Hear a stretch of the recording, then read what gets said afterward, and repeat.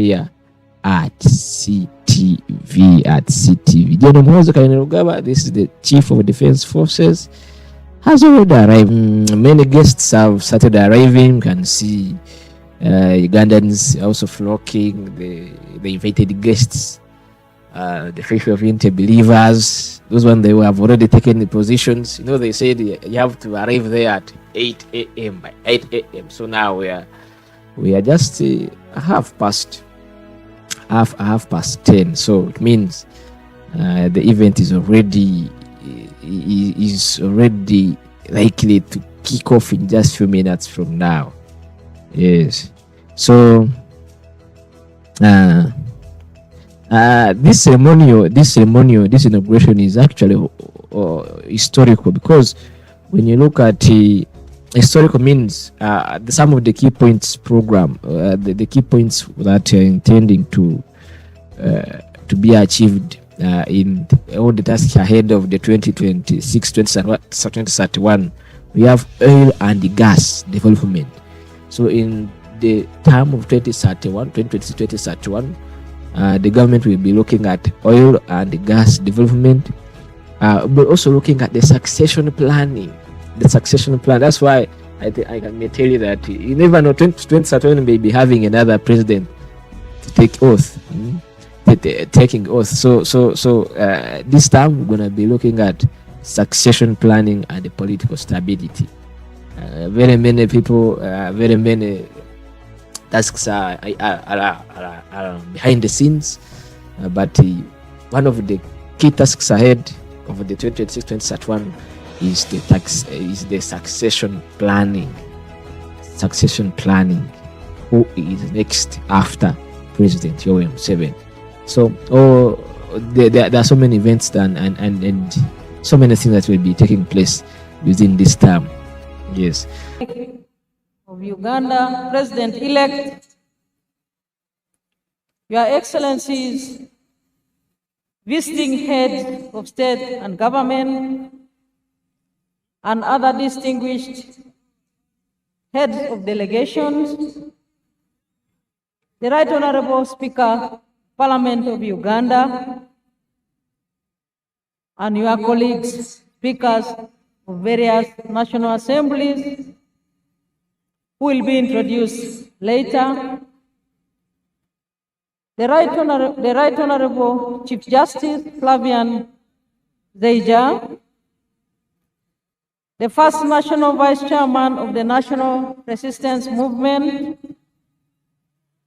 the Right Honorable Prime Minister, Honorable Robin Anabanja, the Secretary General of the National Resistance Movement, and your colleagues, the Secretary Generals of the ruling parties from across Africa and beyond, Your Excellencies, heads of delegations and diplomatic missions, distinguished ladies and gentlemen in your respective capacities, ladies and gentlemen, we are gathered here today to witness the swearing-in ceremony of the President-elect of the Republic of Uganda. This solemn occasion is enshrined in Article 98, Clause 3 of the Constitution of the Republic of Uganda, which expressly mandates that before assuming the high office of President, a person duly elected to that office shall take and subscribe to the oath of allegiance and the presidential oath, as prescribed in the fourth schedule of our Constitution. It is therefore in fulfillment of this sacred constitutional duty and honor of the democracy and the will of the people of Uganda that we convene here today to bear witness as the President-elect formally assumes the mantle of leadership of our great nation, Uganda.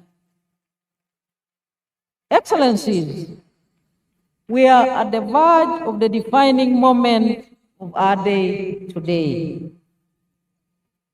As I have just said, I now take this opportunity to invite the chairperson of the Electoral Commission to proceed to the swearing-in podium for the swearing-in and inauguration protocols. Justice Simon Biabakama, please take the stage.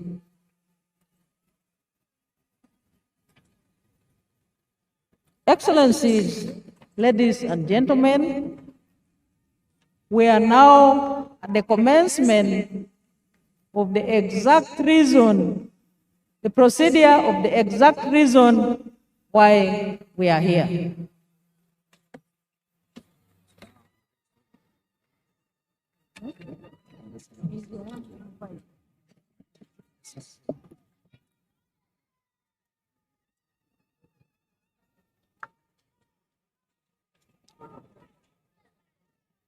Let us first give reverence to the Most High God, who has enabled us all to gather here, breathing in this fresh air, which is not paid for or supplied by anybody. We live in Him, of Him, and by Him. To Him, therefore, be the glory forever and ever. Amen.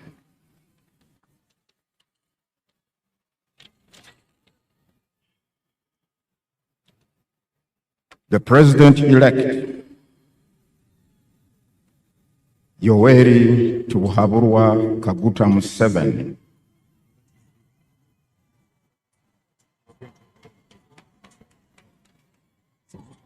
together with your entourage, Your Excellencies, the visiting heads of state and government, the leaders of delegations and representatives of government,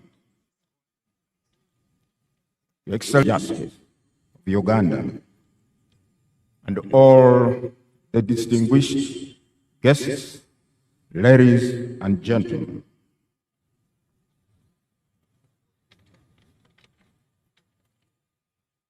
Let me have the honor, first of all, to introduce to you my colleagues, the members of the Uganda Electoral Commission, with whom we strive to navigate through the, at times, turbulent electoral water.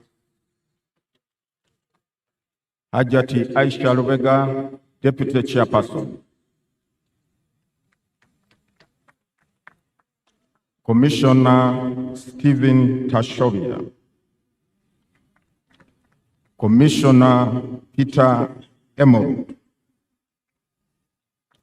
Commissioner Caroline Bainemari, Commissioner Dr. Simba Kayunga Sali, Commissioner Anthony Okello, together with our Secretary to the Commission, Mr. Richard Babo Kamugisha, and all the staff of the Electoral Commission who are here present. On behalf of the Electoral Commission of Uganda, I wish to welcome you all to this solemn occasion where we are about to witness the swearing-in of the President-elect of the Republic of Uganda for the next 5 years. Distinguished guests, Article 601, Clause 2 of the Constitution of the Republic of Uganda uncompromisingly requires the Electoral Commission to hold presidential, general parliamentary, and local government elections within the first 30 days of the last 122 days before the expiration of the term of the President, Parliament, or local government council, as the case may be. According to Article 105, Clause 1 of the Constitution, the person elected as President of Uganda shall hold office for a term of 5 years. Now, having been sworn in and assumed office on the 12th of May 2021, the term of the office holder expires today, therefore. And Article 105, Clause 3, explicitly states that the office of the President shall become vacant on the expiration of the period specified in this article. The lowering of the national flag we have just witnessed signifies that the said office is vacant as we talk now. But do not get alarmed or start developing strange ideas. We are going to fill that void in a few moments from now. Accordingly, the Electoral Commission, in fulfillment of Articles 61(2) and 105(1) of the Constitution, organized, conducted, and held presidential elections on Thursday, the 15th of January, 2026. Articles 103, Clause 7 of the Constitution and Section 59 of the Presidential Elections Act require the Electoral Commission to ascertain, publish, and declare the results of the presidential election within 48 hours from the close of polling. I'm glad to announce the Electoral Commission accomplished that onerous task on the 17th of January 2026 when it declared the final results. Let me unequivocally state it here that the Commission complied with all the requirements of the law regarding the handling of the results, right from the polling station to the district tally center and to the national tally center. From the declared results, candidate Yoweri Museveni emerged as the winner, he having satisfied the requirements of Article 103, Clause 4 of the Constitution and Section 54, Subsection 4 of the Presidential Elections Act, which stipulate that, I quote, "A candidate shall not be declared elected as president unless the number of votes cast in favor of that candidate at the presidential election is more than 50% of the valid votes cast at the election." End of quote. Candidate Yoweri Museveni obtained 71.6% of the valid votes cast, which was well over and above the 50% threshold, and was therefore declared elected president. I do congratulate you, candidate Yoweri Museveni, for being elected President of the Republic of Uganda for another term.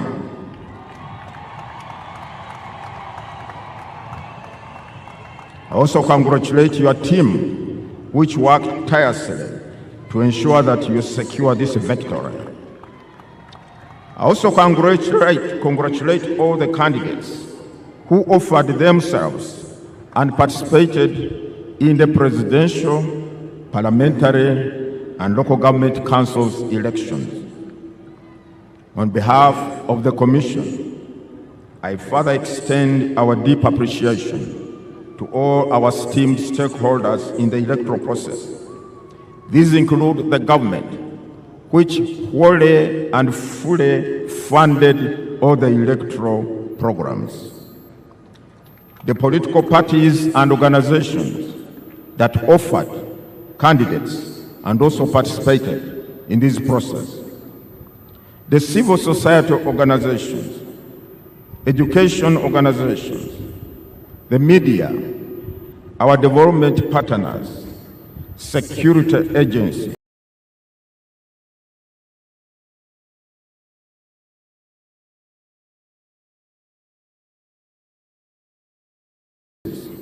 election observers, religious successful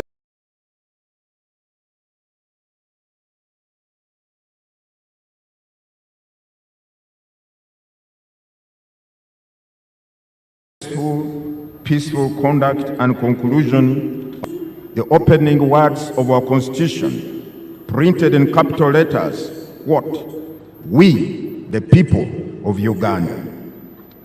On the 15th of January 2026, the millions of citizens who are registered voters left their homes and proceeded to their respective polling stations. 50,739 stations scattered in all corners of the country for the singular purpose of exercising their sovereign power enshrined in Article 1 of the Constitution. The said article expressly states that, quote, the people shall express their will and consent on who shall govern them and how they should be governed through regular, free and fair elections of their representatives or through referenda, end of quote. In so doing, the citizens of this country demonstrated their unflinching resolve and awareness that the destiny of this country lies solely in their hands. Further, that whatever the challenges or distortions on the democratic path, these can and shall always be resolved by Ugandans and here in this country. They rejected fear and embraced hope, realizing that the enormous potential available in this wonderfully gifted country can only be harnessed in an environment of peace and stability. They have therefore rejected any form of instability. It is for the same reasons that the people of Uganda maintained an environment of peace and tranquility, respecting one another as they calmly went about the business of casting their votes for the candidate of one's choice. I salute you, the citizens of this country, for enabling today's event to take place. Needless to say, if you are not going to go now, if you are not going out to vote in those polling stations, we probably, most probably, would not be here. And now, on behalf of the Electoral Commission, ladies and gentlemen, I have the honor to introduce to you all the President-elect, the one whom, out of 8 candidates, the people of Uganda preferred, Yoweri Museveni. And I would ask him to step forward and come to the podium. Mr. President-elect, can you please come to the podium?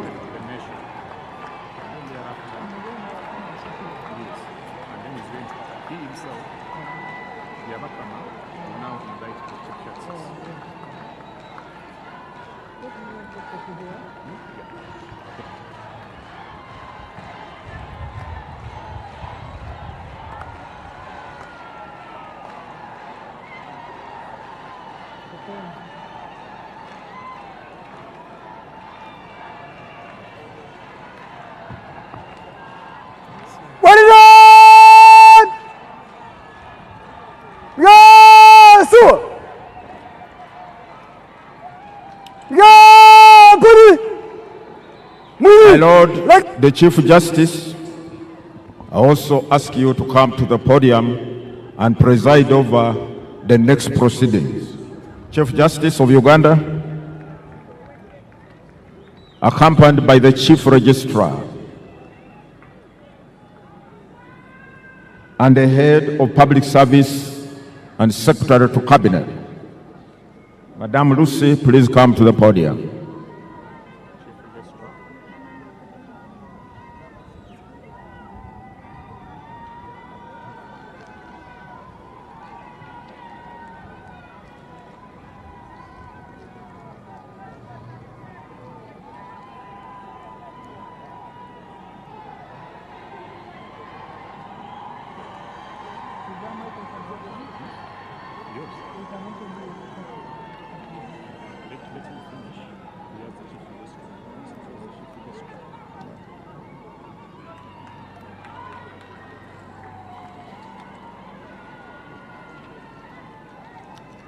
Your Lordship, the Chief Justice of Uganda, I hereby present to you Yoweri Kaguta Museveni, the President-elect, he having fulfilled all requirements as directed by the Constitution and the Presidential Elections Act. You can now proceed to administer the oath of allegiance and oath of the President so that the people of Uganda can have the President they preferred after so many. Long live the people of Uganda, long live the people of East Africa, long live the people of Africa. For God and my country, thank you very much. God bless you.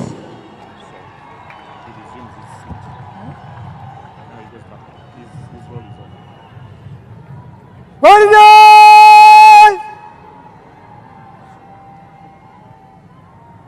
Yes!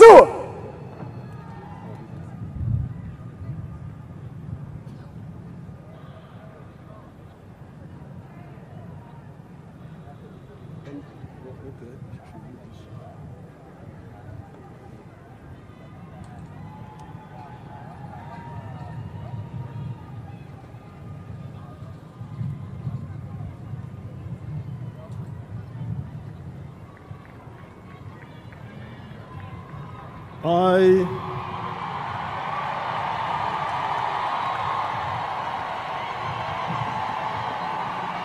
Yoweri Kaguta Museveni,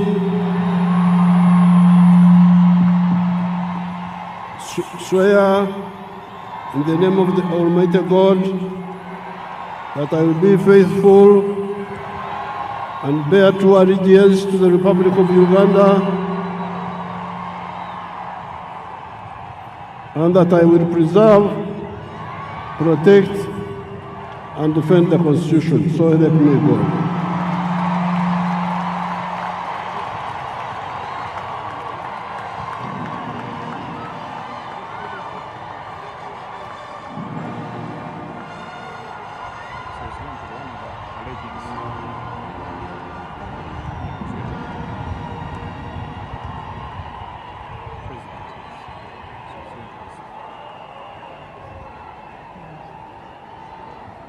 I,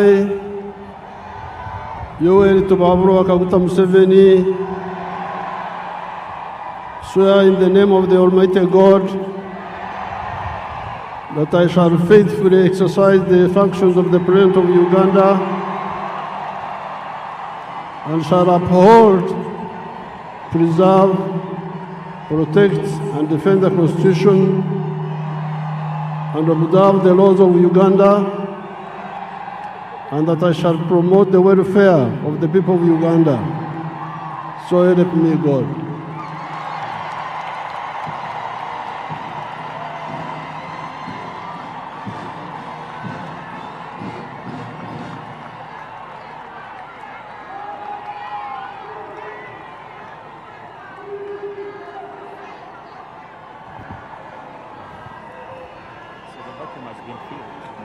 The vacuum has been filled.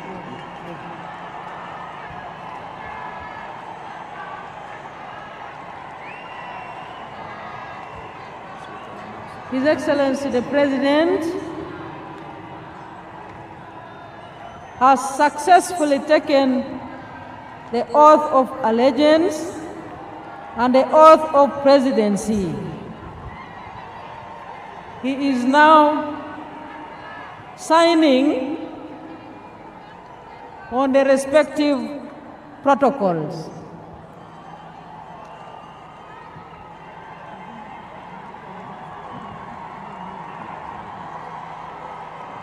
Excellencies, invited guests, ladies and gentlemen, we now have a new president.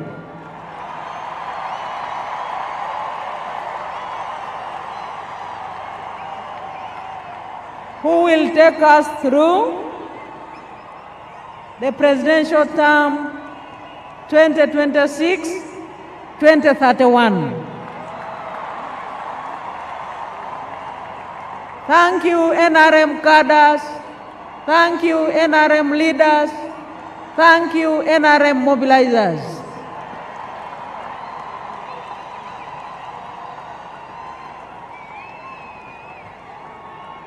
His Excellency the President is signing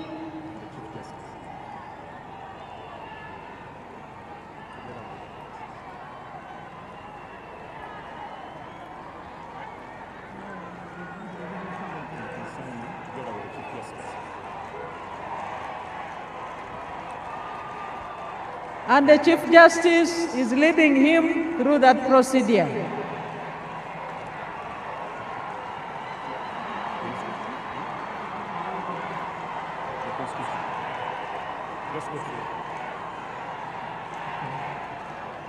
His Excellency the President will now receive the instruments of power of the Republic of Uganda.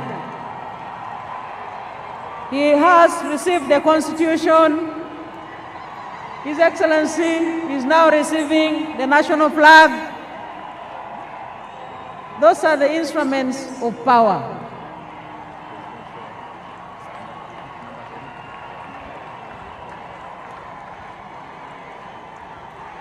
Next, His Excellency the President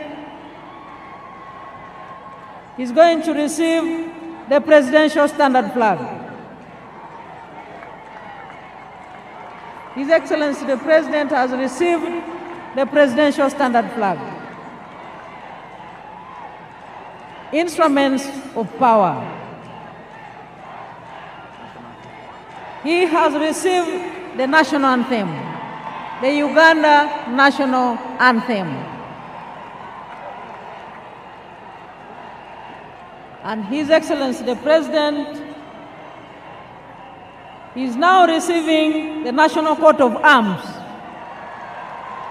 The National Coat of Arms. And he is, last but not least, receiving the public seal. His Excellency the President has received the public seal.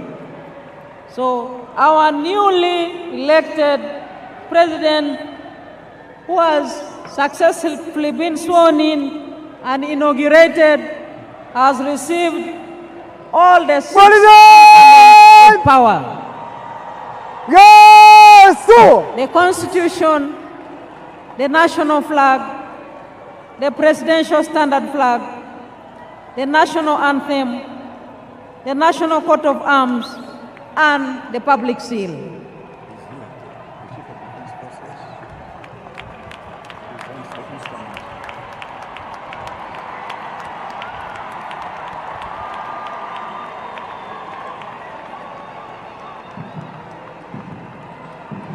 He has also received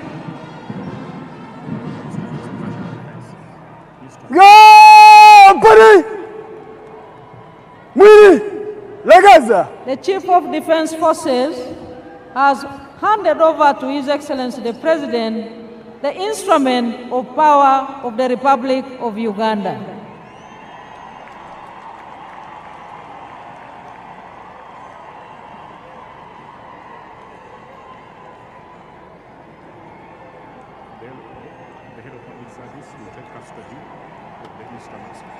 The head of public service is the custodian of the power, and they have indeed been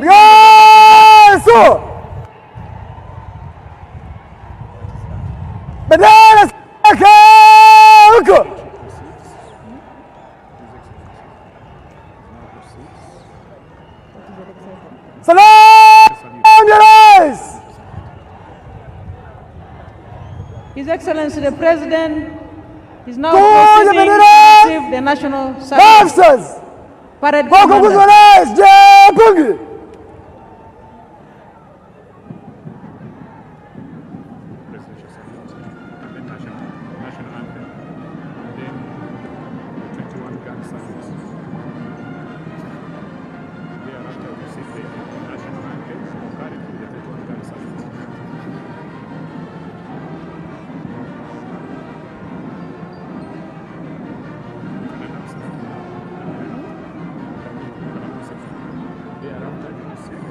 After His Excellency the President receives the presidential salute, we shall have the national anthem concurrently with the 21-gun salute. Parade Commander.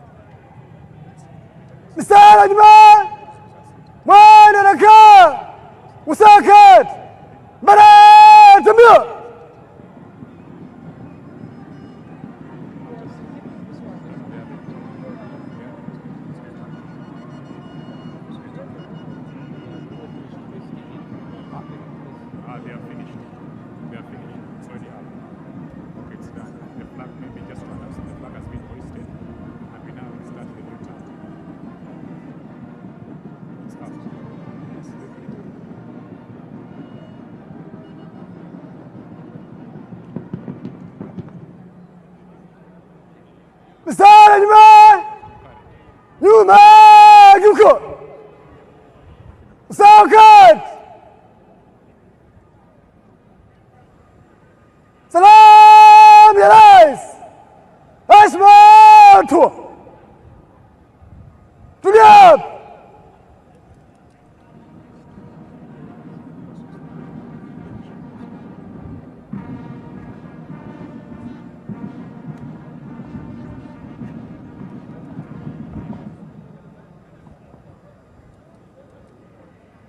Mheshimiwa Rais wa Jamhuri wa Uganda na Amiri Jeshi Mkuu, gwaride rasmi la kuapisha iliyoandaliwa na Jeshi la Ulinzi ya Wananchi wa Uganda iko tayari kwa ukaguzi wako, Mheshimiwa Rais.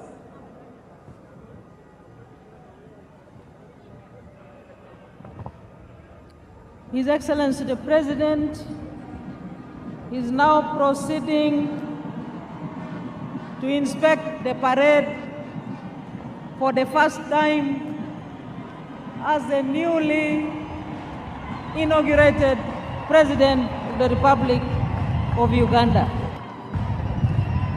Excellencies, the presidential standard flag was earlier lowered, but it has now been hoisted, marking the beginning of the presidential term 2026-2031.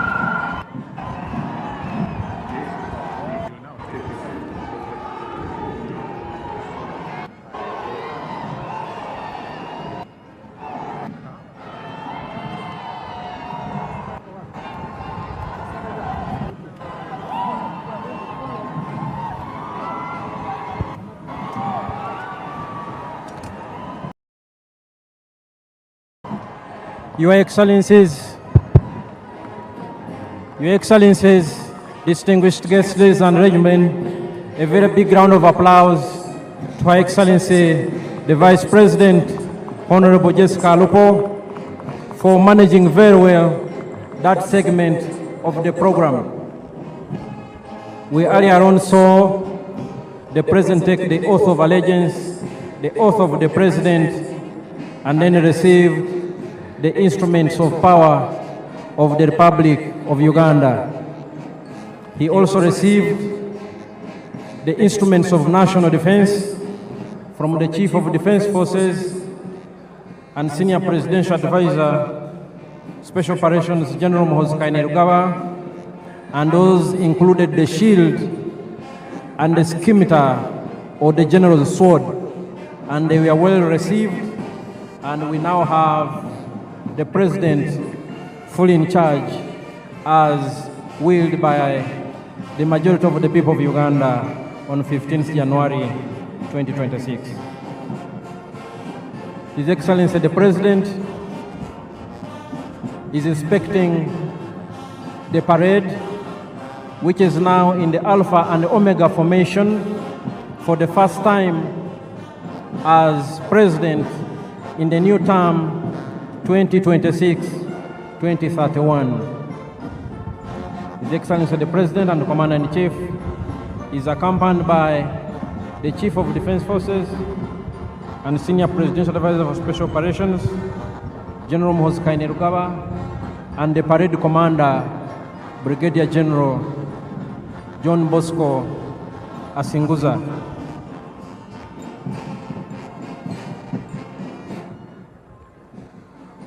Once the President and Commander-in-Chief has concluded inspecting the parade, we will have, and finally, by some platforms of the Uganda People's Defense Air Force.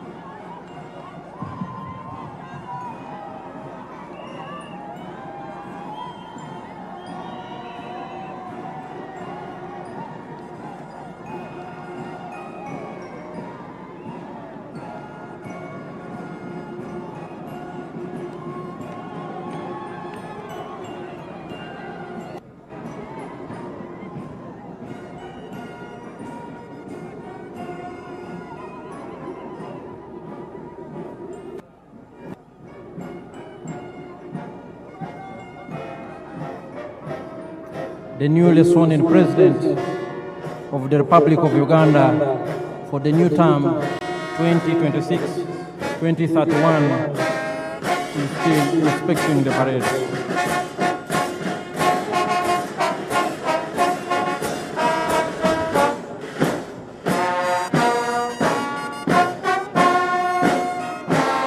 The UPDF arms that will join the parade later on are the paratroopers, the artillery division, the motorized infantry division, anti-aircraft systems, and the Uganda People's Defense Forces.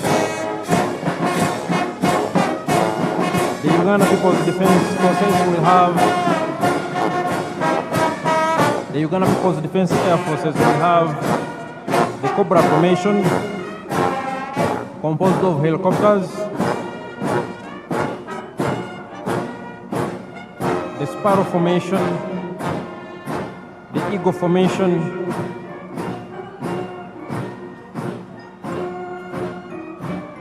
the Puma formation, and the Tiger formation.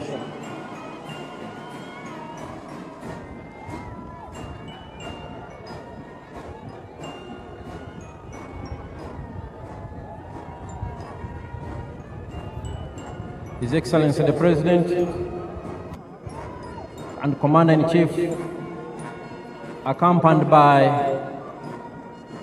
the Chief of Defense Forces and Senior Presidential Advisor for Special Operations, is just about to conclude the noble duty of inspecting the parade as Commander-in-Chief for the first time in the new administration that will run from this day, May 12, 2026 to May 12, 2031.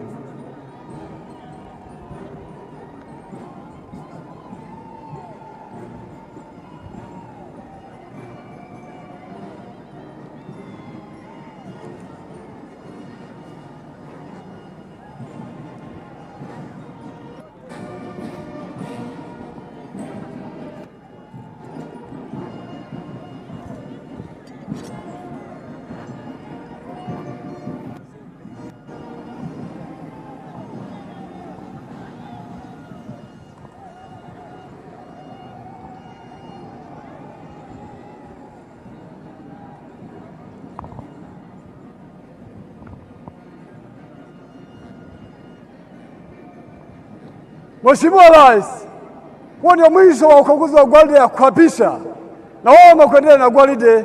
Mheshimiwa Rais,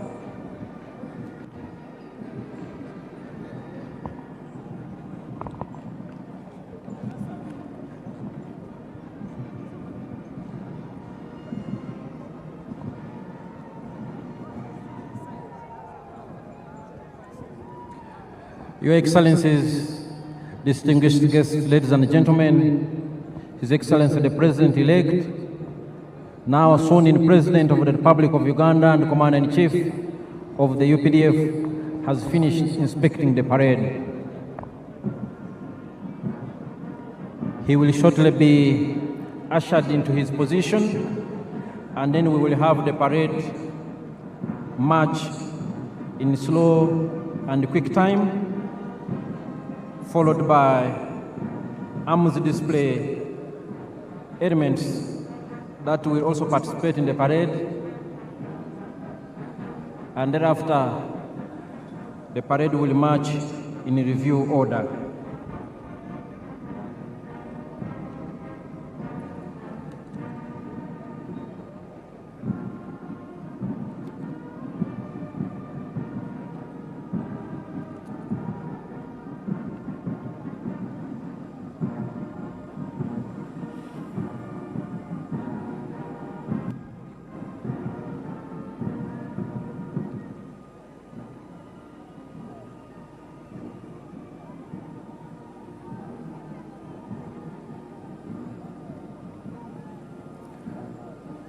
Earlier on, we witnessed the noble and constitutional duty performed by the chairperson of the Electoral Commission and the Chief Justice of the Republic of Uganda.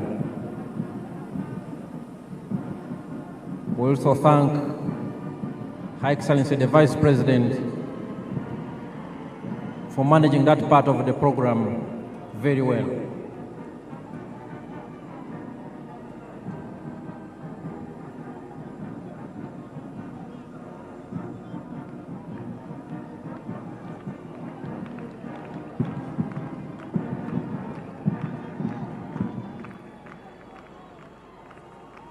His Excellency the President is resuming his position in the very, very important person's tent, and thereafter the parade commander will take over and conduct the parade in slow and quick time.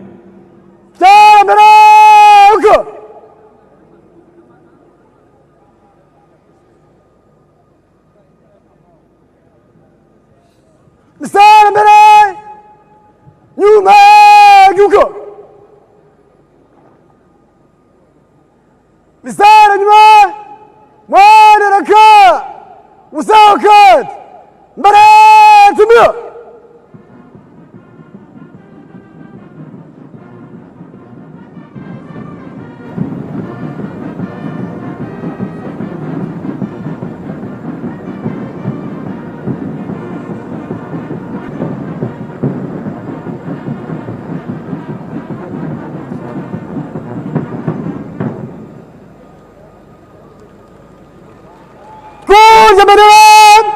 nurses, Japungi.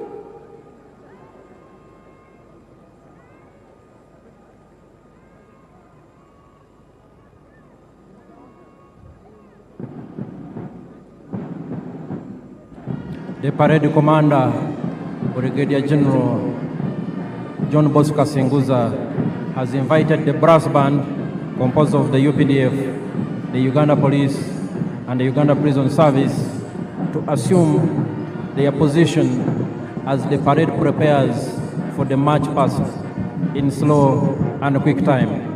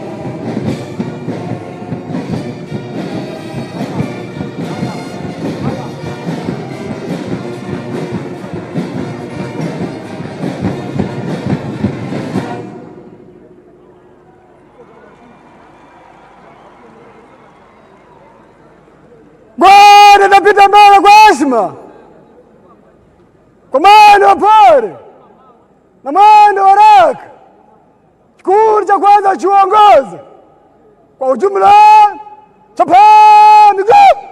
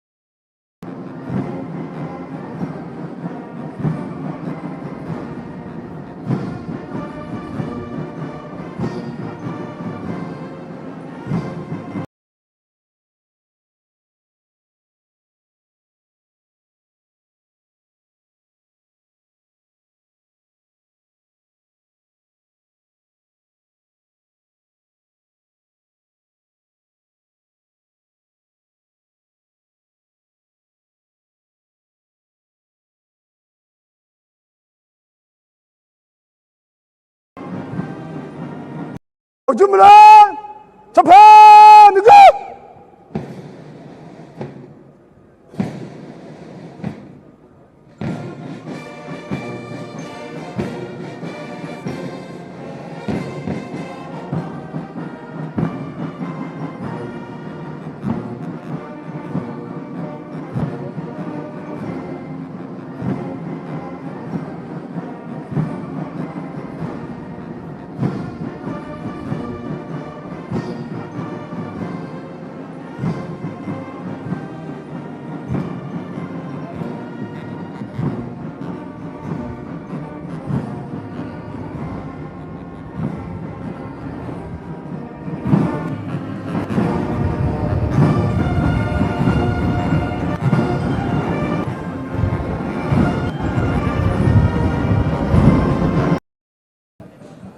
But in the meantime, the arms display is led by the UPDF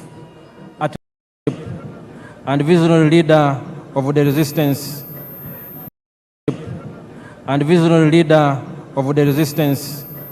General Yoweri Museveni. This was a small and tiny group of fighters, 42 in number, 27 armed, which attacked Kabamba on February 6, 1981. In 1986, the NRA became the National Army, and upon the adoption of the 1995 Constitution, was renamed the Uganda People's Defense Forces. The NRA, now UPDF, has transformed over the years, and these are some of the very modern equipment in the possession of the Uganda People's Defense Forces that has ensured we keep the peace and security in our country and contribute to regional peace and stabilization operations. Your Excellencies and distinguished guests, in front of you are still elements of the UPDF Artillery Division.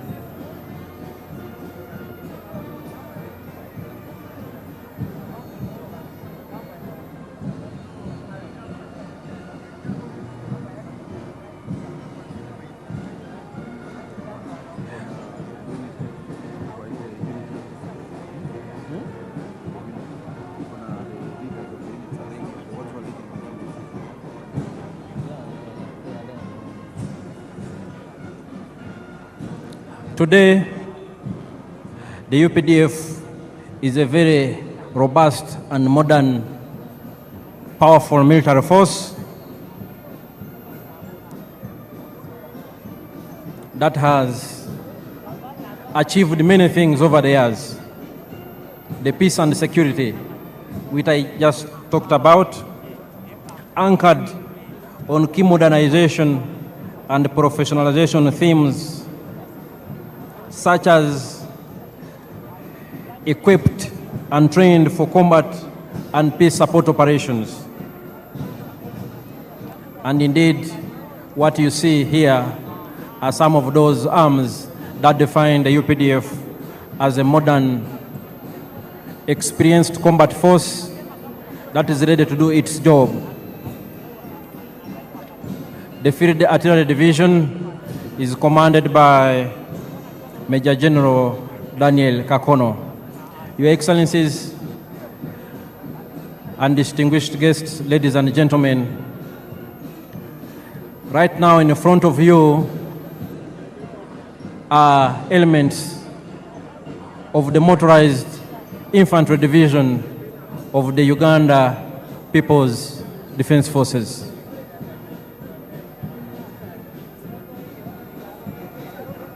These are armored fighting vehicles, very important force multipliers on the battlefield that work closely with infantry troops to achieve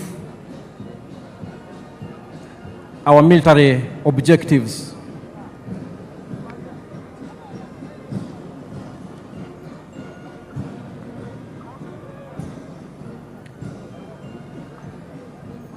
These are elements of the Motorized Infantry Division.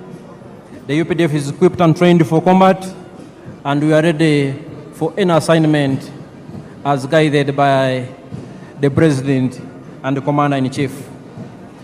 The UPDF has also greatly enhanced its rapid deployment capability and our ability to sustain the tempo of operations in any environment. As you can see, the different arms of the UPDF imply the UPDF's well-attained capability to conduct joint combined operations, enhancing our interoperability between the different services and arms, and ensuring we keep at pace with modern technology systems. Your Excellencies, ladies and gentlemen, these are still elements of the UPDF Motorized Infantry Division.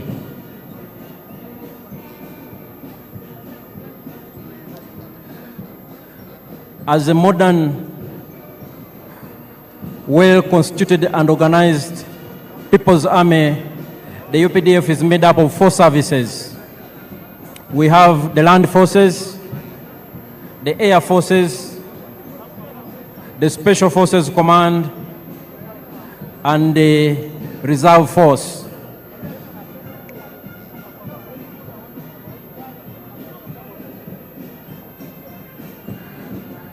The UPDF Artillery Division and the Motorized Infantry Division are ground-based force multipliers that support the infantry to decisively achieve their military objective.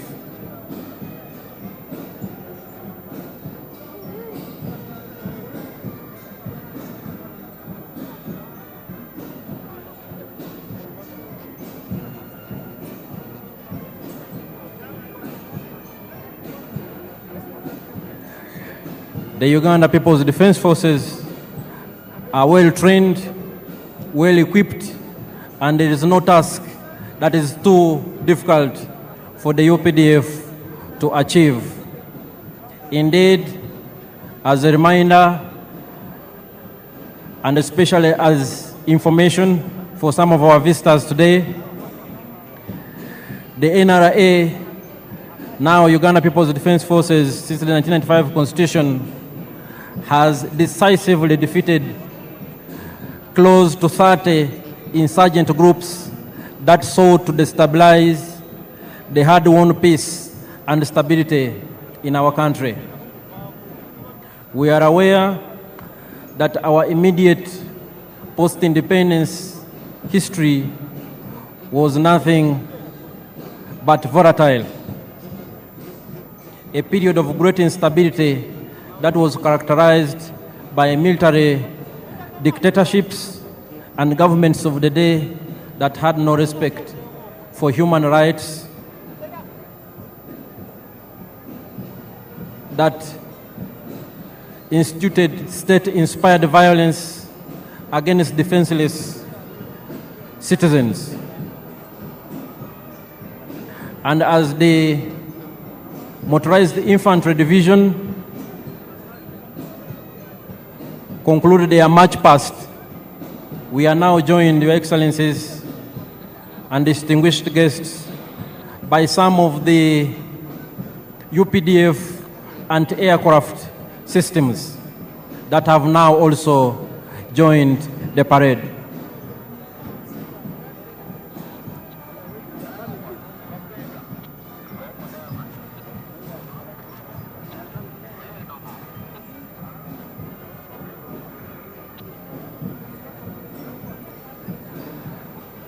What you are seeing before you are some of the UPDF anti-aircraft systems. They supplement the efforts of the Uganda People's Defense Air Force to keep Uganda's airspace safe and secure, and to engage from the ground hostile objects in the air within the territory of the Republic of Uganda.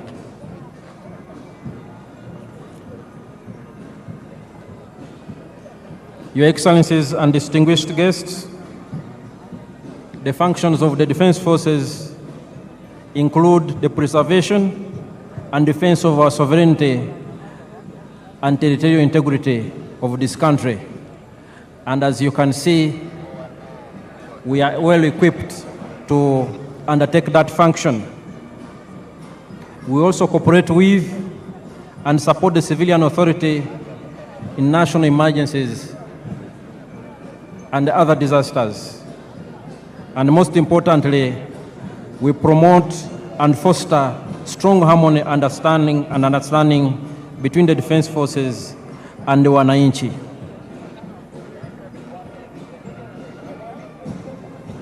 Your Excellencies, before you are still some of the systems of the Uganda People's Defense Forces and aircraft capabilities. They are part of this parade.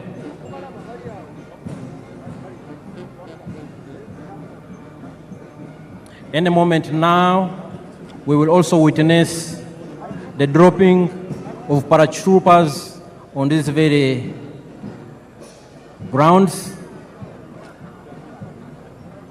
The other arm of the UPDF, the Uganda People's Defense Air Force, will also join the parade any moment from now, approaching these parade grounds from the eastern direction.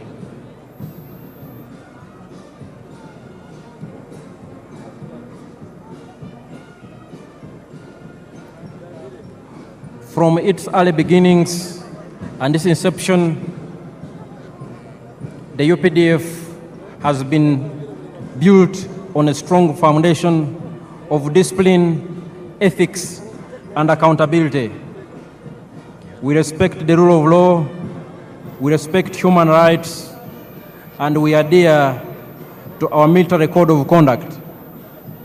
And those who fail to keep pace with the laws of Uganda and those of the military, we have our justice systems that ensure we remain a disciplined and accountable force. And perhaps our strongest and most important force multiplier is our strong civil-military cooperation. The UPDF is because of the strong support we get from the Wananchi, but also quite significant has been the consistent and visionary support and guidance of His Excellency the President and the Commander-in-Chief, General Yoweri Museveni, that has turned us into what we are. Your Excellencies and distinguished guests here, our paratroopers are already airborne. Our paratroopers are already airborne, and they will be landing on these very grounds. In 1986, and even in the 1990s, the UPDF did not have any special forces, let alone paratroopers, to talk about. This one's up with you obstructing the people there so they can come down. And in this respect, I want to salute the Chief of Defense Forces and Senior Presidential Advisor, General Muhoozi Kainerugaba, who was for a long time the commander of the Special Forces Command and who oversaw the development and improved capability of Uganda's Special Forces and the paratroopers whom we are about to see land on these very, very special ceremonial grounds here at Kololo. Our paratroopers are already airborne. Those who have and still possess good sight have probably already seen some, and they are descending here in a very controlled and orderly fashion. These are your own sons and daughters.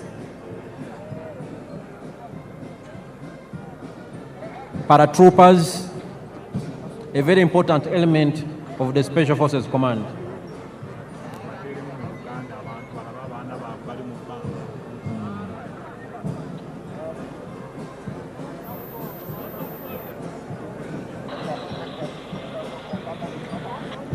Mwena batulaba, Abannayuganda abali wano n'abagenyi baffe abakulu, yonna gye muli,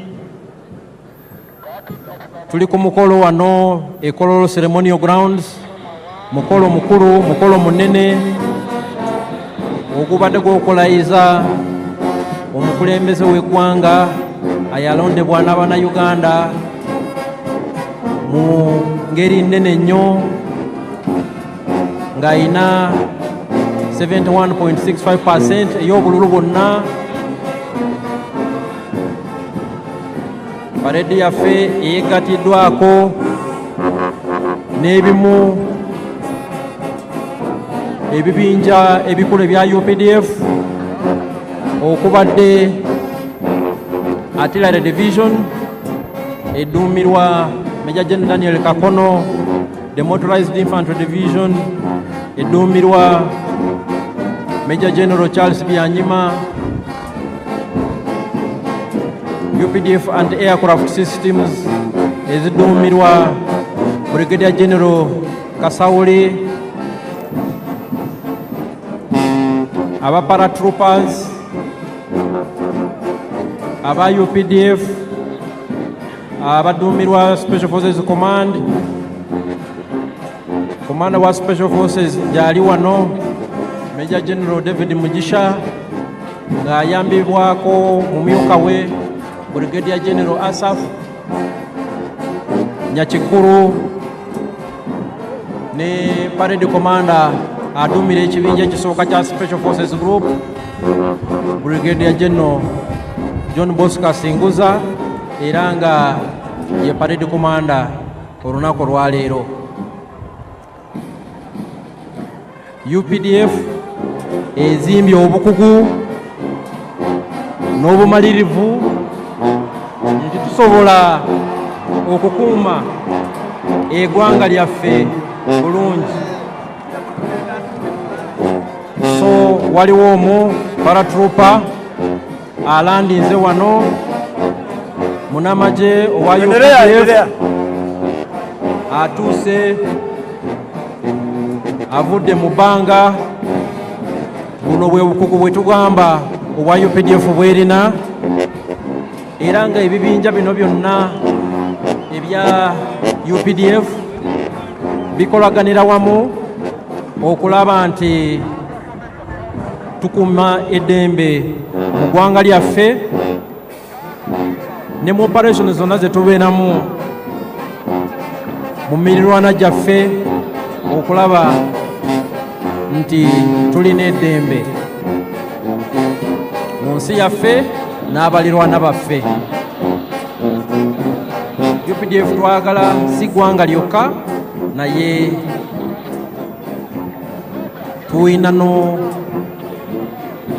n'obuvunaanyizibwa bw'okulaba nti tukolera wamu nga Africa okukuuma eddembe n'okukulaakulanya kontinenti yaffe eya Africa.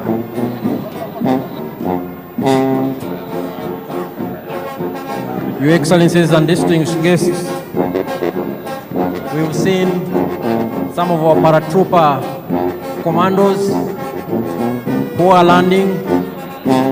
They descended from very high in the skies and they have joined the parade, and they were indeed part of the parade.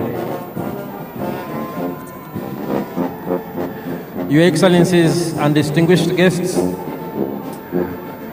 some of the air platforms of the Uganda People's Defense Air Force that I talked about earlier are inbound. They are approaching these parade grounds from the eastern direction. They are approaching these grounds from the eastern direction. They are led by the Cobra formation. The Cobra formation is composed of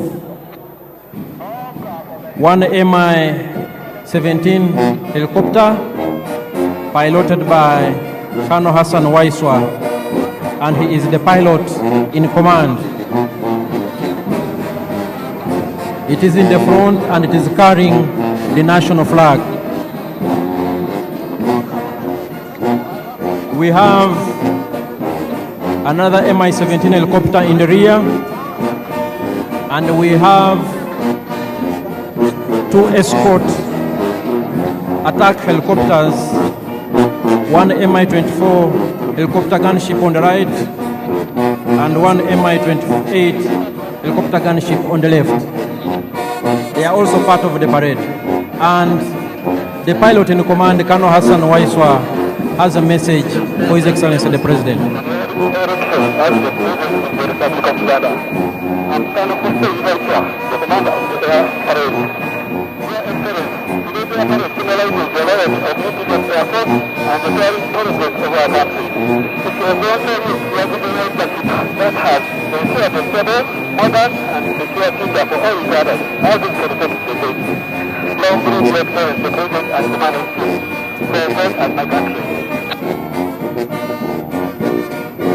That was Colonel Hassan Waiswa.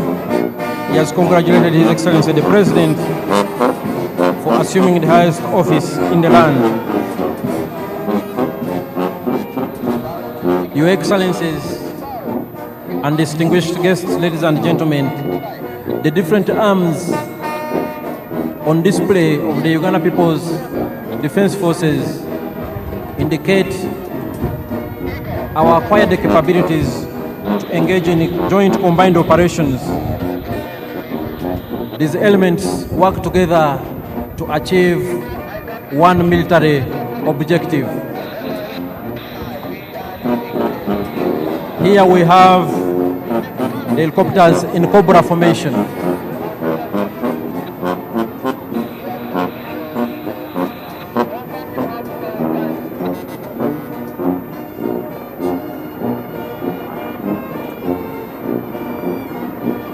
Here they are, and they are part of the parade activities.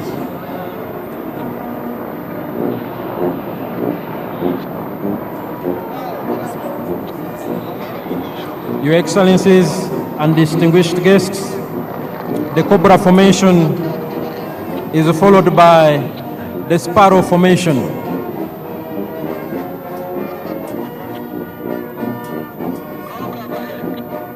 The Uganda People's Defense Air Force has different types of aircrafts for different tasks, for different assignments, and all of them work together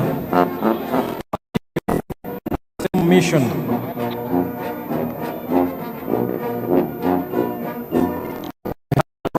Aircraft. We have combat aircrafts of all types.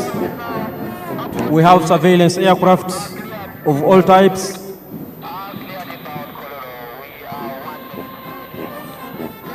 And we have aircrafts for different combat roles.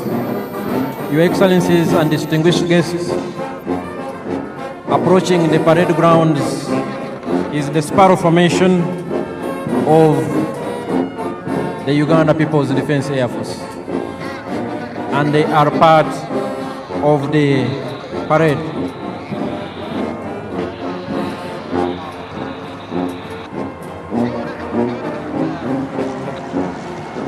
The parade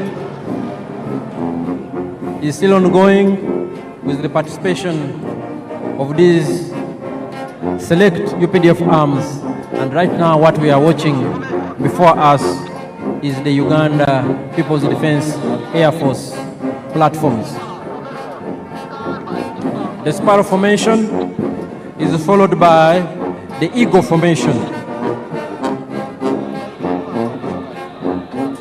All these aircrafts, ladies and gentlemen, are piloted by Ugandan pilots, well trained, they know their job, and all Ugandans, wherever you are, you should be very proud of what your sons and daughters have been able to achieve. For instance, the pilot in command is Colonel Hassan Waiswa, a senior pilot.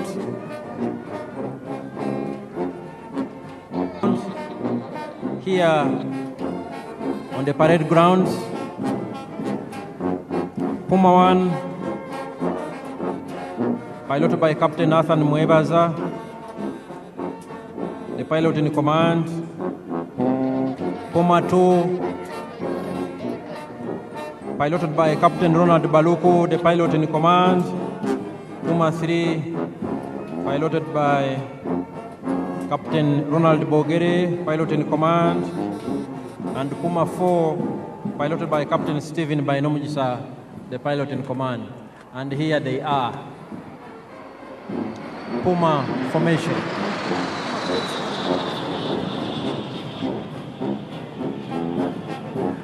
Your Excellencies, distinguished guests, ladies and gentlemen, we will have one of the Puma 4 aircraft coming back here on the parade grounds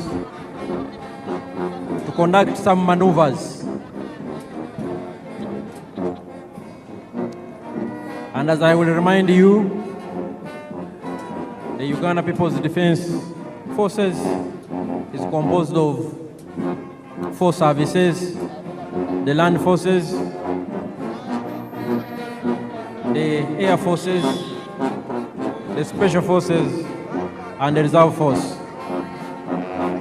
All the 4 different services of the Uganda People's Defense Forces have been on display this afternoon.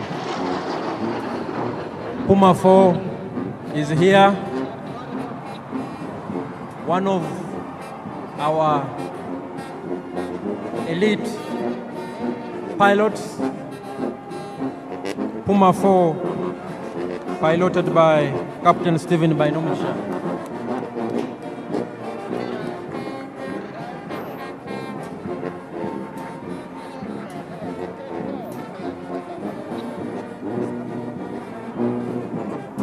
Puma 4 is coming for one more round.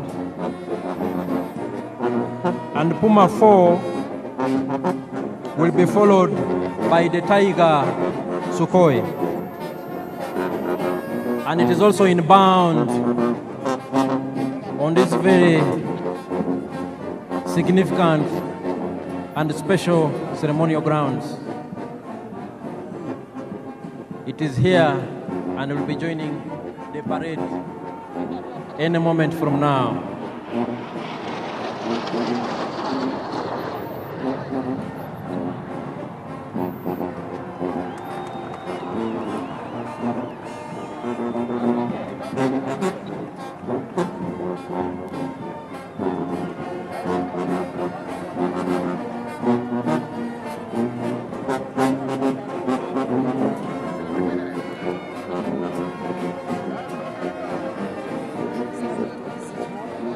Puma 4 is coming to exit and will be followed by the Tiger Sukhoi.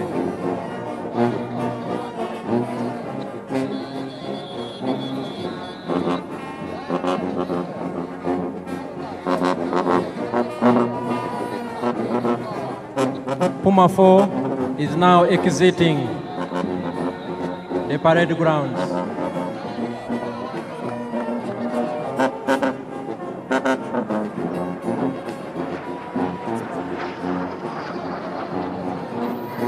Quite impressive indeed.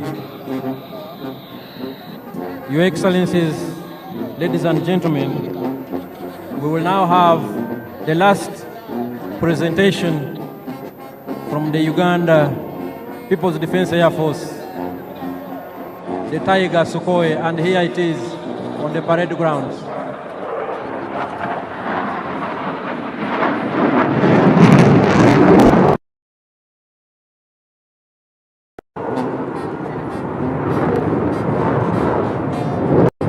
The Tiger Sukhoi has joined the parade ground and is piloted by Lieutenant Emmanuel Sajabi, the pilot in command, and he is co-pilot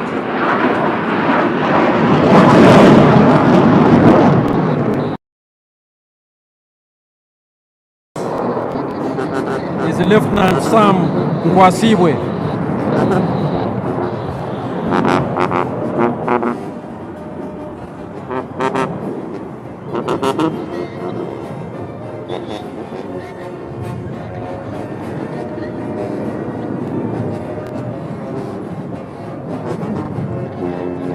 There it is, Lieutenant Emmanuel Sajabi and Lieutenant Sam Nkwasibwe in charge of the Tiger Sukhoi.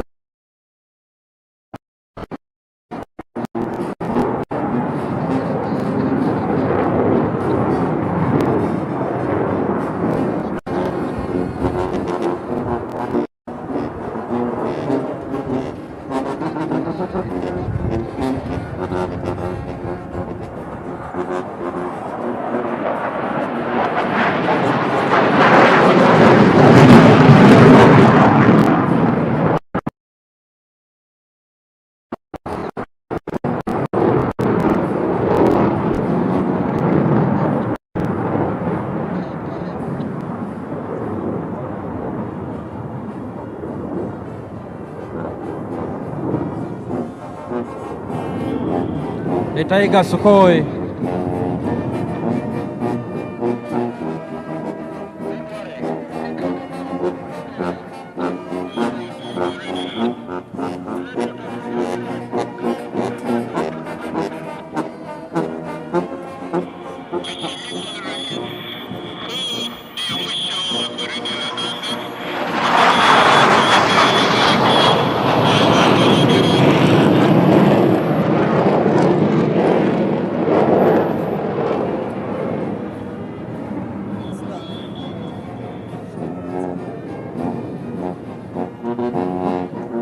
Your Excellencies, distinguished guests, ladies and gentlemen, this marks the end of the parade. We thank His Excellency, the President of the Democratic Republic of Congo, who joined us on this very special occasion and who is bidding us farewell. But the function continues. back to the parade commander.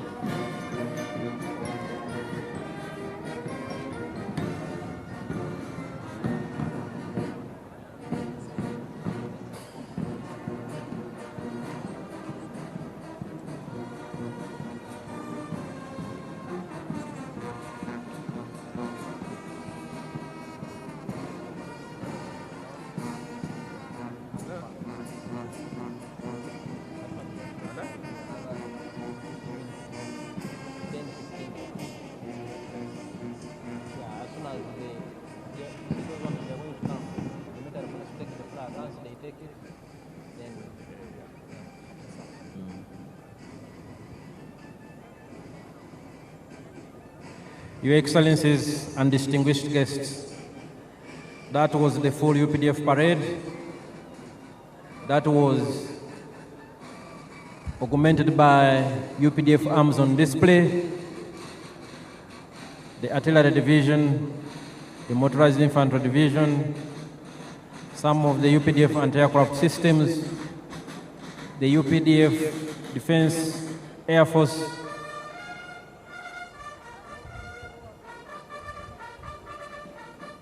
the UPDF Defense Forces Air Force, and the paratroopers under the Special Forces Command.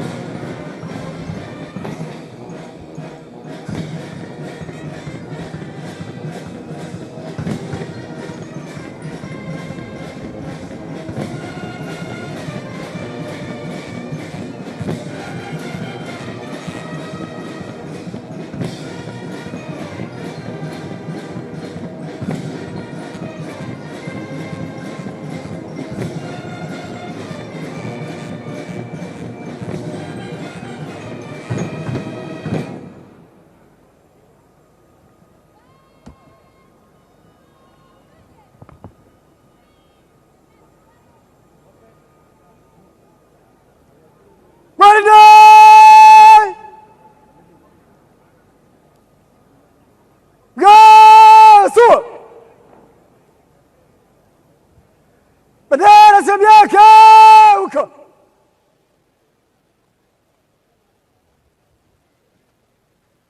Bwana tunanyosha mistari. Usawa kati. Mistari nyosha.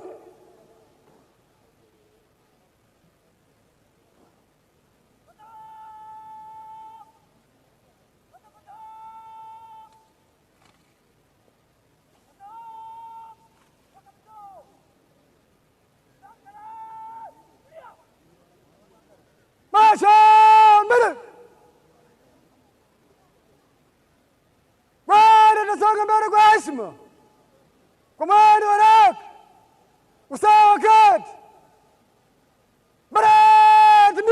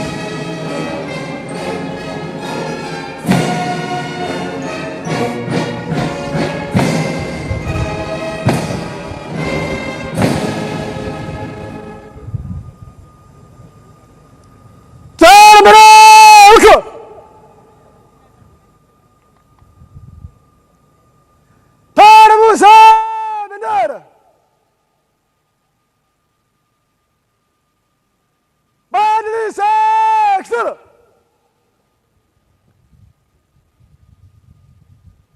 Kofia kichwani tu.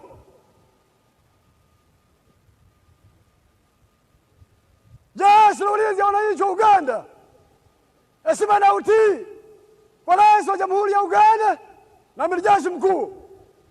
Viva Rais wa Uganda! Viva wananchi wa Uganda! Viva Jeshi la Ulinzi wa Wananchi wa Uganda! Kofia kichwani weka.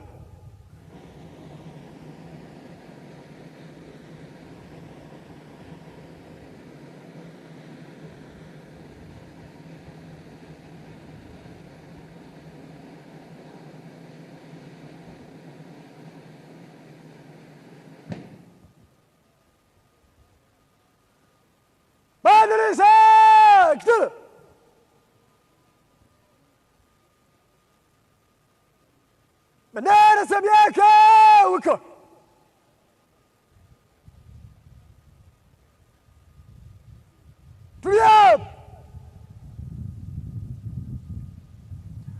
The parade commander, Brigadier General John Bosco Asinguza, is coming to ask for permission from His Excellency the President to remove the color party.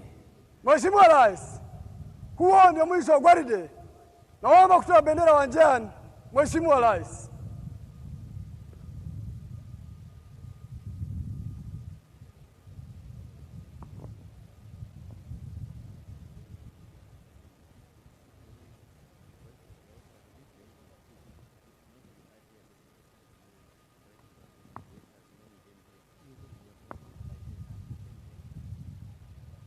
Kurja bendera! Taa bendera uwanjani! Gwaride! Salamu ya bendera!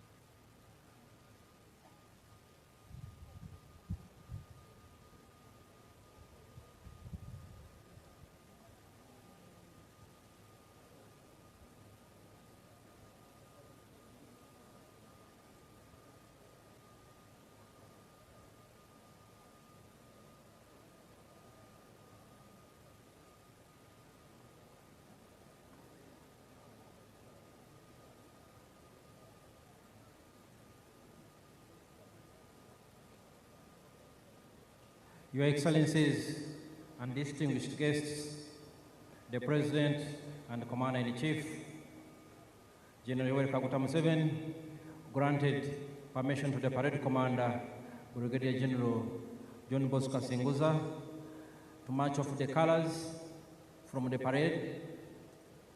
And what you are seeing is the process of marching off the colors, which have been duly received by the military police brigade under tight escort, indeed.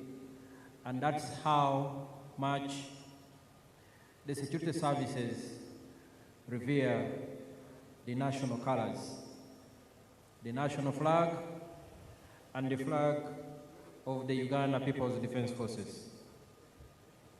We thank the Excellencies, heads of state and government, who made time to join His Excellency the President on this very special function when he took oath of office for the new term 2026 2031. The Excellencies and heads of state and government will be leaving at an appropriate time and in an orderly and organized way. We've already heard the President of DRC, His Excellency Felix Tshisekedi, who has left us. We thank him for making time.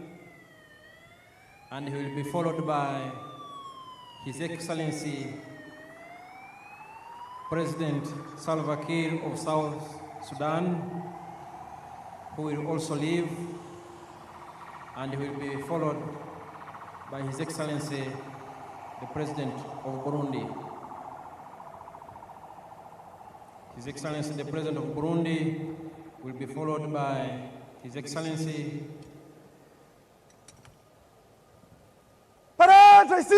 So, chukua madaraka. the President of Togo,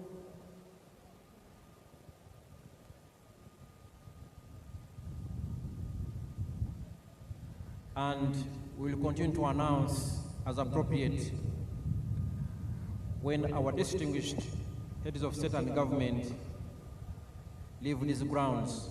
We request the members of the public na kuomba kutoa gwaride uwanjani. Sawa, Parade Commander. And all distinguished guests in your respective capacities to remain seated. Remain seated.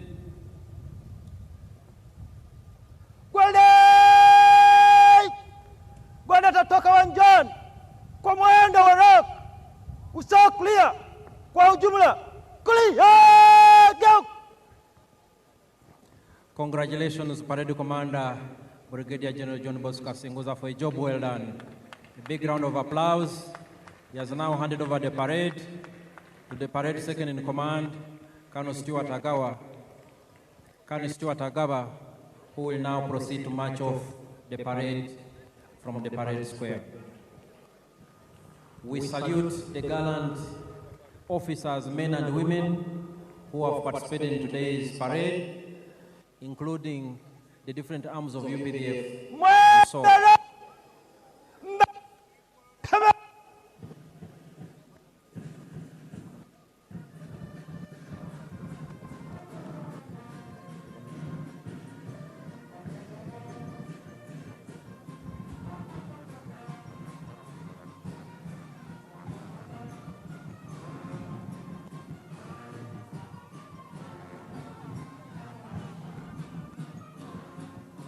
marching off. After that, they will be.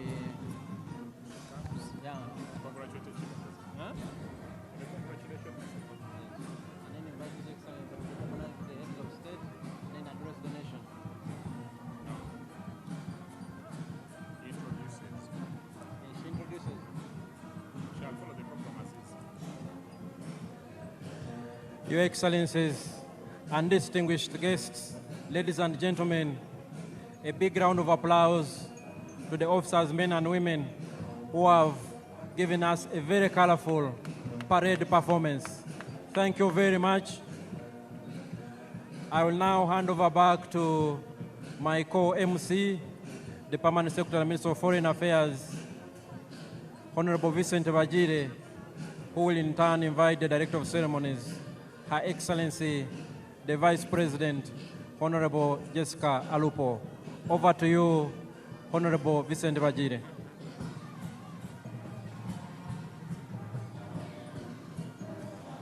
Thank you very much, Colonel Chris Magezi, and indeed the commander of the parade,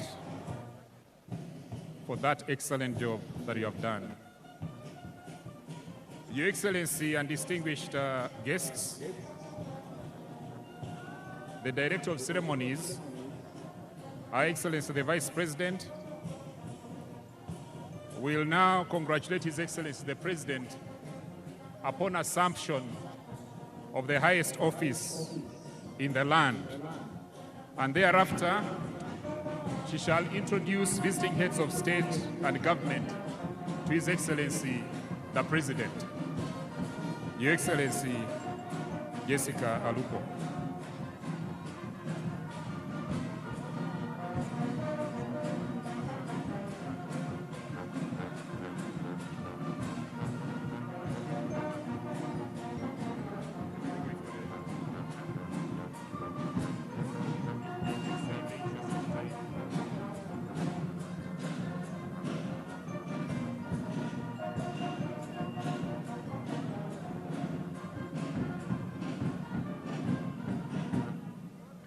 Your Excellency, distinguished guests, the parade commander has taken us through a very spectacular parade, march past in quick and slow time. And today, he decided also to entertain us with the UPDF paratroopers, SFC,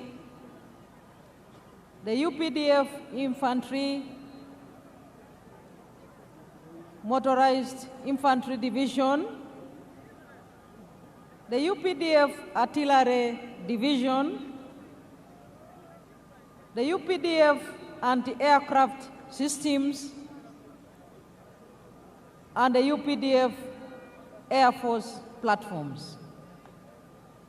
Excellencies, I believe that he deserves appreciation. Join me in thanking His Excellency, the President, and the parade commander.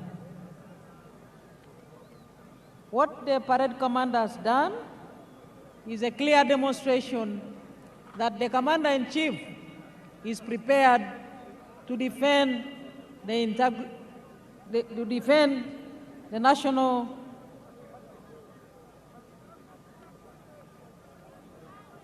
interests of the people of Uganda, and indeed to secure the whole country and the region.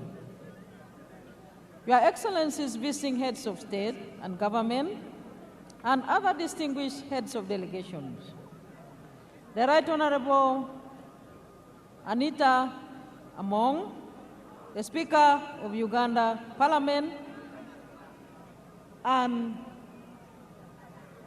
your colleagues, the Speaker of the Senate of Kenya, the Right Honorable Kingi Amason, the Chairperson of the National Council of Namibia, the Right Honorable Lucas Sinimbo Muha, the Right Honorable Joseph Ngere Pasiko, the Speaker of the Transitional National Assembly of South Sudan, Her Excellency Mabo Memory Chinomona, President of the Senate of the Parliament of Zimbabwe, Right Honorable Joseph Ntakiru Timana, Speaker of East African Legislative Assembly, Right Honorable Dr. Ashebir Woldegiorgis Gayo, First Vice President of the Pan-African Parliament, Your Lordship, the Chief Justice Flavian Zaija, the Chief Justice of Uganda, the Right Honorable Haji Moses Kigongo, the first National Vice Chairman of the National Resistance Movement, the Right Honorable Robin Anabanja, the Prime Minister of Uganda, the Secretary General of the National Resistance Movement, Right Honorable Richard Todwong, and your colleagues, Secretary Generals from sister parties, including Honorable Professor Abdel Karim Ben Barek, Secretary General of the National Liberation Front of Algeria, Honorable Dr. Asha Rose Migiro, Secretary General of Chama Chama Penduzi of Tanzania, the Honorable Mr. Fikile Mbalula, Secretary General of the African National Congress of South Africa, the Senator Hassan Omar Hassan of the United Democratic Alliance of Kenya, the Right Honorable Reverend Ndikurio, Secretary General of the National Council of the Defense of Democratic Forces of Defense of Democracy of Burundi, and Honorable Dr. Akol Paul Kodit, Secretary General of the Sudan People's Liberation Movement of South Sudan, and the Zimbabwe African National Union Patriotic Front, the Right Honorable Abedlicho Mchube, Right Honorable Dr. Justin Nsengiyumva, Prime Minister of the Rwanda Patriotic Front, and the Honorable Atupele Austin Muluzi, President of the United Democratic Front of Malawi. My colleagues, ministers present, Excellencies, heads of diplomatic missions, honorable members of parliament and other political leaders present, our cultural leaders, our religious leaders, ladies and gentlemen. Your Excellency, I am now left with two brief items to present to you, and then I will proceed to welcome you to speak to us. And the first of the two brief items is to congratulate you. Your Excellency, I wish in a special way to welcome all delegations that have come from far and near to be part of this historic occasion. I take the singular honor to congratulate Your Excellency, the President of the Republic of Uganda, on your election victory and indeed on your swearing in and inauguration, which has just taken place. Your Excellency's score of 71.65% in the 2026 presidential elections is evidence of the massive support that you and the NRM enjoy in the country.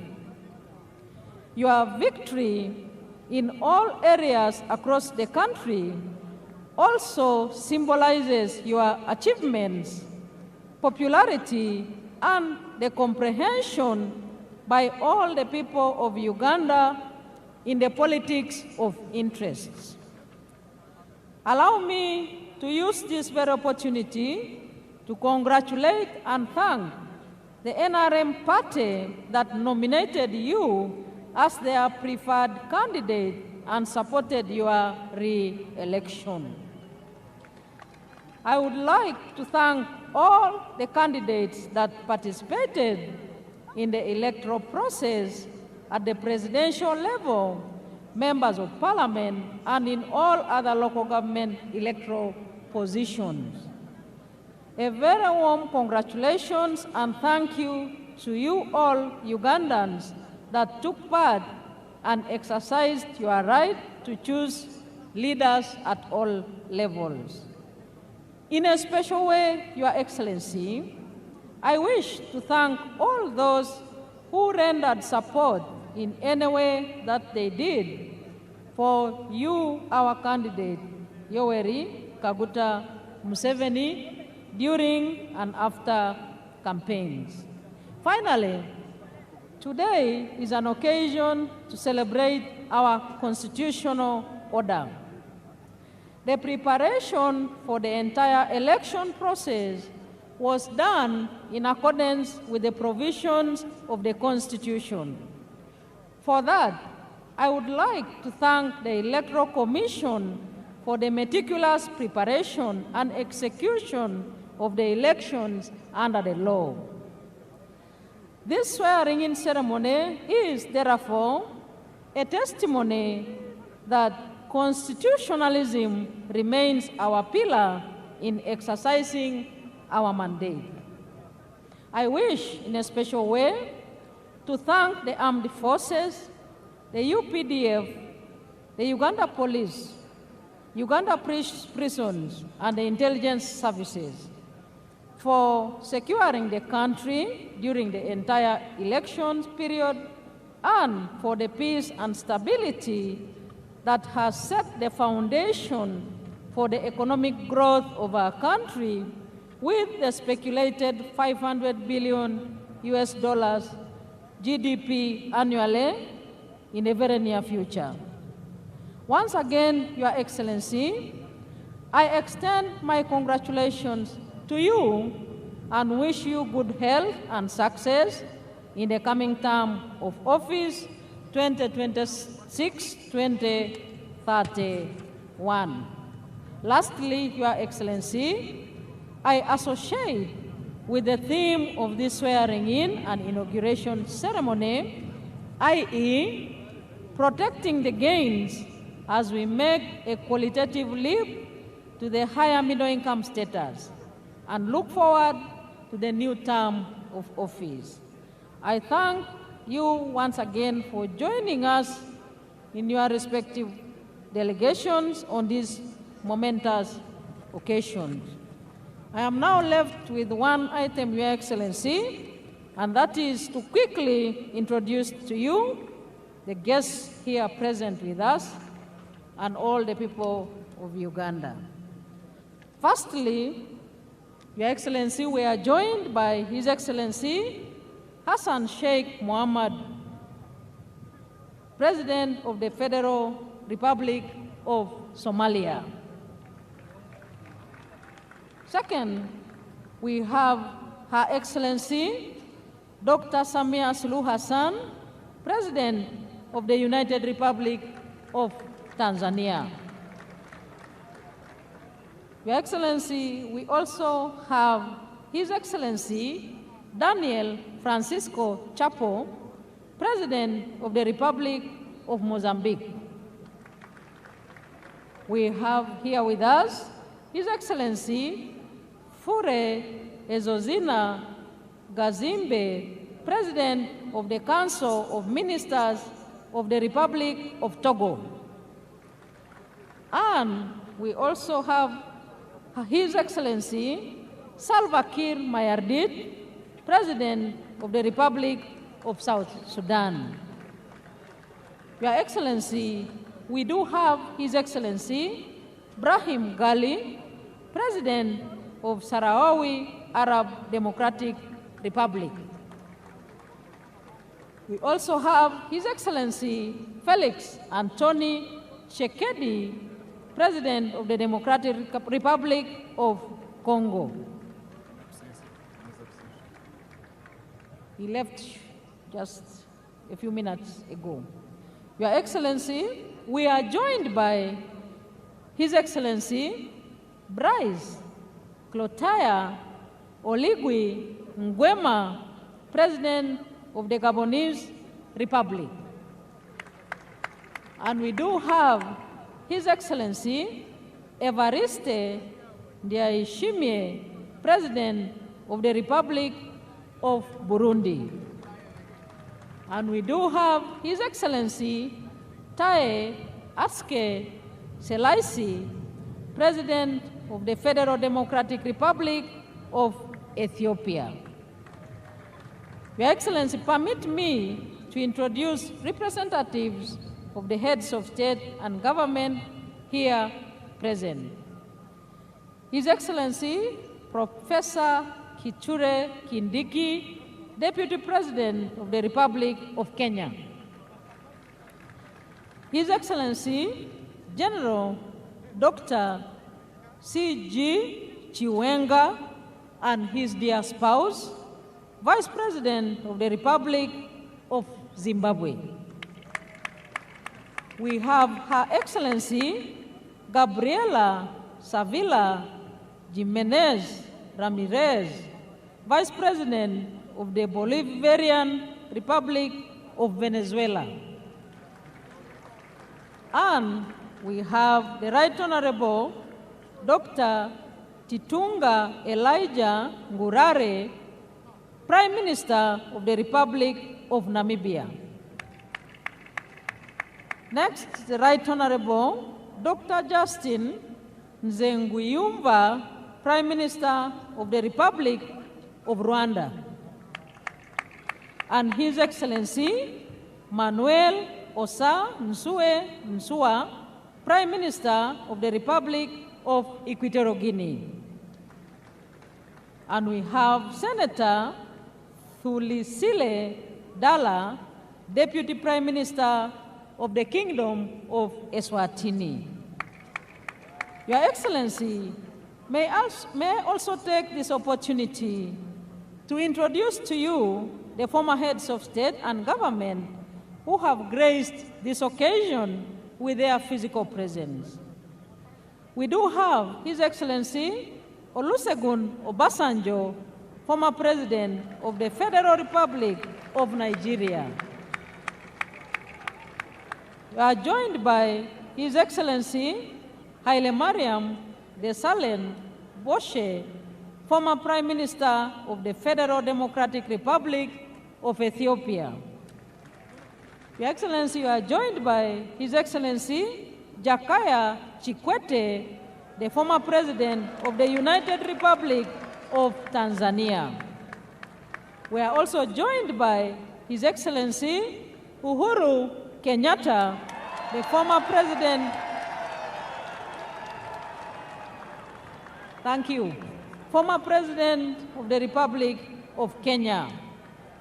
Your Excellency, distinguished ladies and gentlemen, I further take this opportunity to introduce and welcome the following representatives of the heads of state and government here present.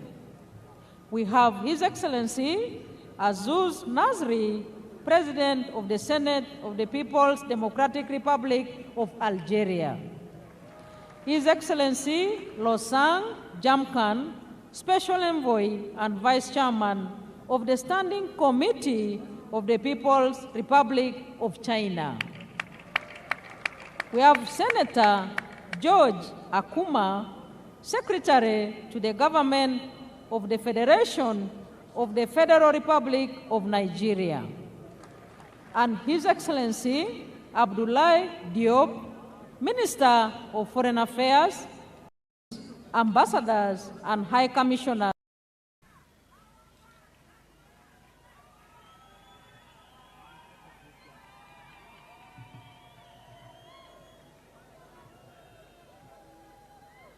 Excellencies, the heads of state who graced this occasion, as you heard the presidents, His Excellency Ndayishimiye, President of Burundi, His Excellency Fauri Ngasimbe, President of Togo, His Excellency Ibrahim Gali, Sahrawi Republic, His Excellency Felix Antoine Tshisekedi, Democratic Republic of Congo, our sister, Her Excellency Dr. Samia Suluhu, Tanzania, His Excellency Hassan Sheikh Mohamud, Somalia, His Excellency Oligui Nguema, Gabon, His Excellency Daniel Francisco Chapo, Mozambique, His Excellency Taye Serasi, Ethiopia, and His Excellency Salva Kiir, South Sudan, and the Vice Presidents. So, Your Excellencies, I welcome you to Uganda, and I thank you so much for showing solidarity with us. Now, among these Excellencies who are here, you, the Ugandans, especially the Bazukuru, the young people, Abazukuru Jemuli,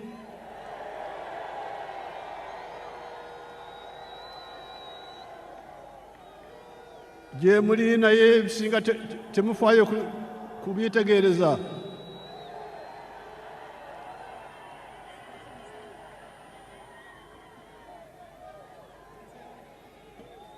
Mutomera butomezi.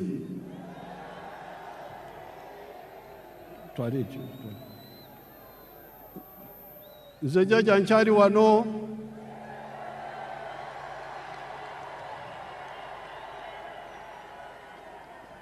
ngenda kubasomesa.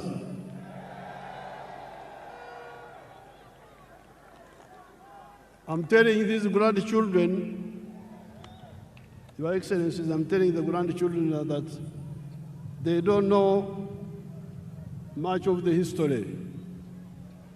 So on this occasion, I want to thank the people of Tanzania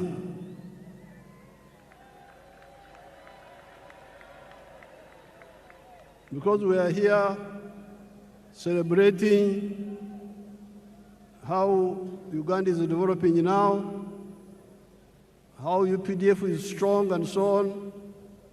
But the one who gave us the foundation was Mwalimu Kambarage Nyerere. And I'm glad Our Excellency Samia is here, and I'm telling you in her presence, I'm telling you people. So never forget Tanzania. Then we have got a very tall man. I had not met him before. Our son from Mozambique, the tall man, you stand up and they see you. He's a very tall man. He's the new president of Mozambique. Mozambique, working with Mwalimu, are the ones who helped us to build this force which you see here.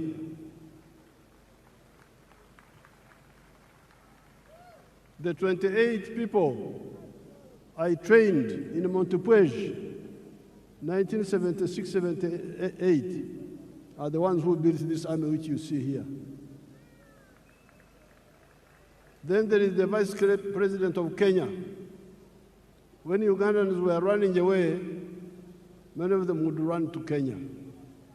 So those countries in particular, I want you to know how they helped us.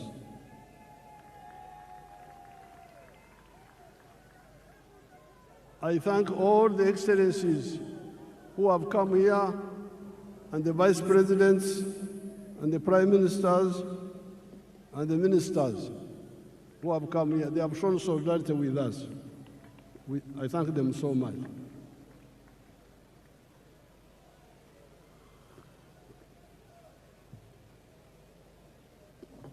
Now, Your Excellencies, the visiting heads of state,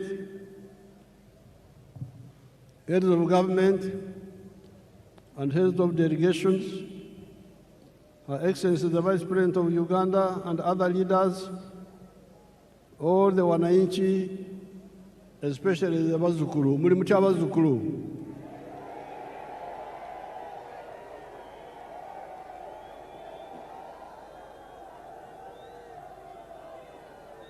N'Abanyayuganda balala bonna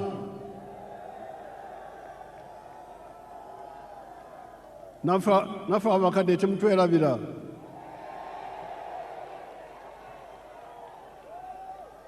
Habari nzuri wote. Mungu asifiwe. Apoyo Lubanga yebazibwe Katonda. Congratulations on the series of elections that we have been having ever since the 15th of January 2026. These were the presidential and parliamentary elections, district chairpersons, district councillors, sub-county chairpersons, and sub-county councillors. I especially congratulate our party, the NRM, for winning all those elections with big majorities. Abana-Uganda, mwebale kuwagira NRM.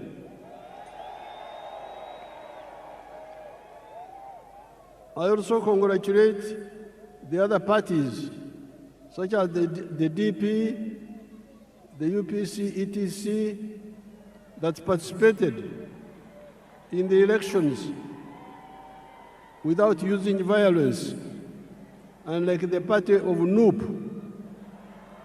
and some few elements of FDC that were using violence. The parties under IPOD should clearly lay out agreed guidelines on the do's and the don'ts of election management, according to the laws and the Constitution of Uganda. This Kisanja,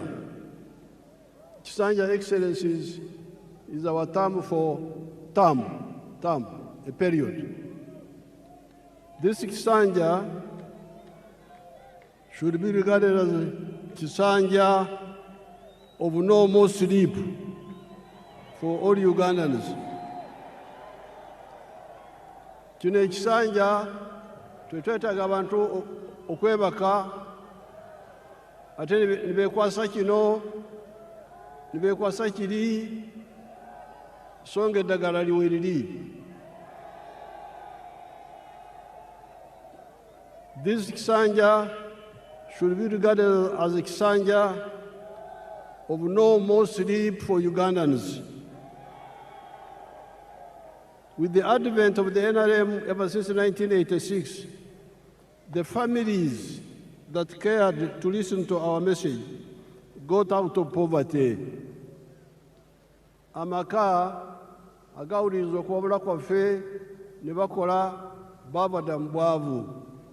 I'm telling these my Ugandans that the families who have listened to our advice and worked the way we advised them, they got out of poverty. Do you want proof?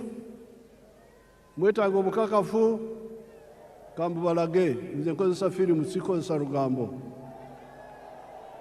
Show us the real estate around Kampala. Show us. Mutulage.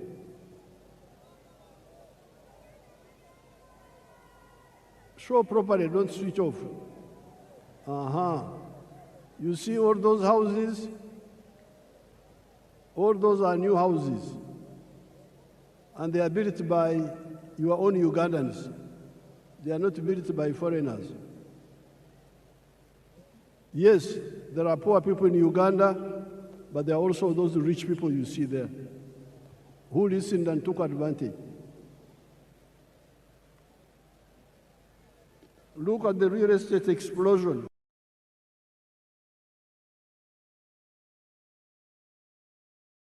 In the last elections, I reminded you of the Matafari, Emiganda contributions that the NRM has put on the House of Uganda in the last 40 years.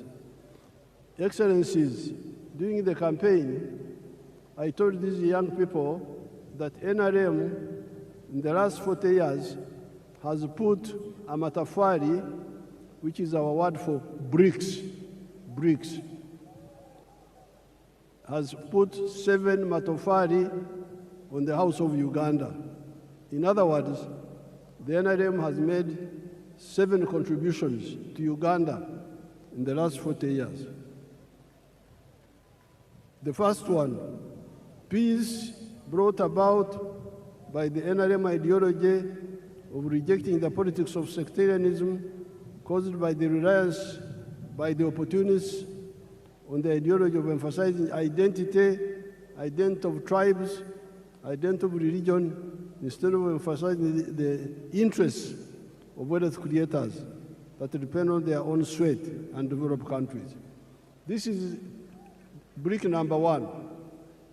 When we rejected the politics of sectarianism, of identity, of tribe, of religion. That's how we're able to unite the people. That's why we win on the first round, because the majority of the people are always with us. All these Bisanja, all these terms, 7 terms, we have never had a real run. We have never had anything below 50%. Why? Because we emphasized the politics of unity, not the politics of sectarianism, not the politics of identity, religion, tribes. If you say religion, there's no religion in Uganda which is majority. If you say sectarian tribe, there's no tribe which is majority. We will not get these numbers. So this is brick number one, which we put on the Uganda House. Second point, development in the form of economic infrastructure, such as roads, electricity, the piped water, the railways, airports, telephones, etc., and social infrastructure in the form of schools, health centers. You can see some of those there on the screen.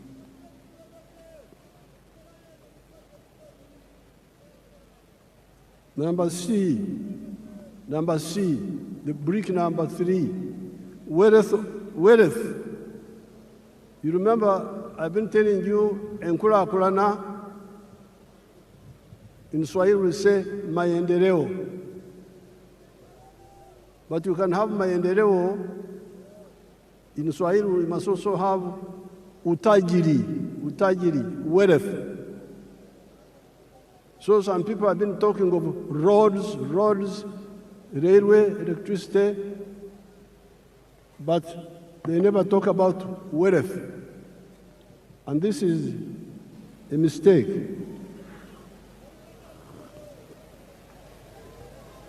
So, from the beginning, we have been telling you that maendeleo, enkurakurana, development, yes, but utajiri, wealth, must be there.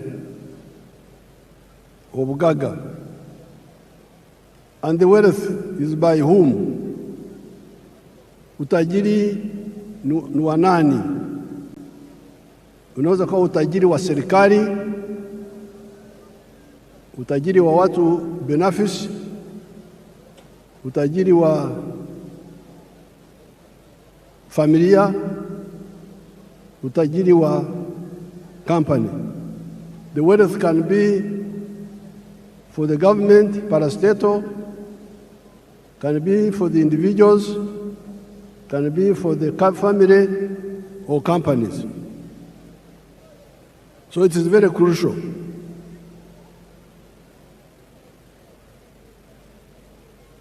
And in the case of Uganda, we have been telling you that the wealth is in the 4 sectors: commercial agriculture, manufacturing and artisanship, services, and ICT. If you want wealth, these are the 4 sectors where wealth is. Then number 4, it is now the wealth. Once people create wealth, the wealth creates jobs. You cannot have many jobs without wealth. Huwezi kuwa na ajira ya kutosha bila kujenga utajiri wa serikali, wa binafsi, wa familia, wa company. Kujidanganya huko kuache.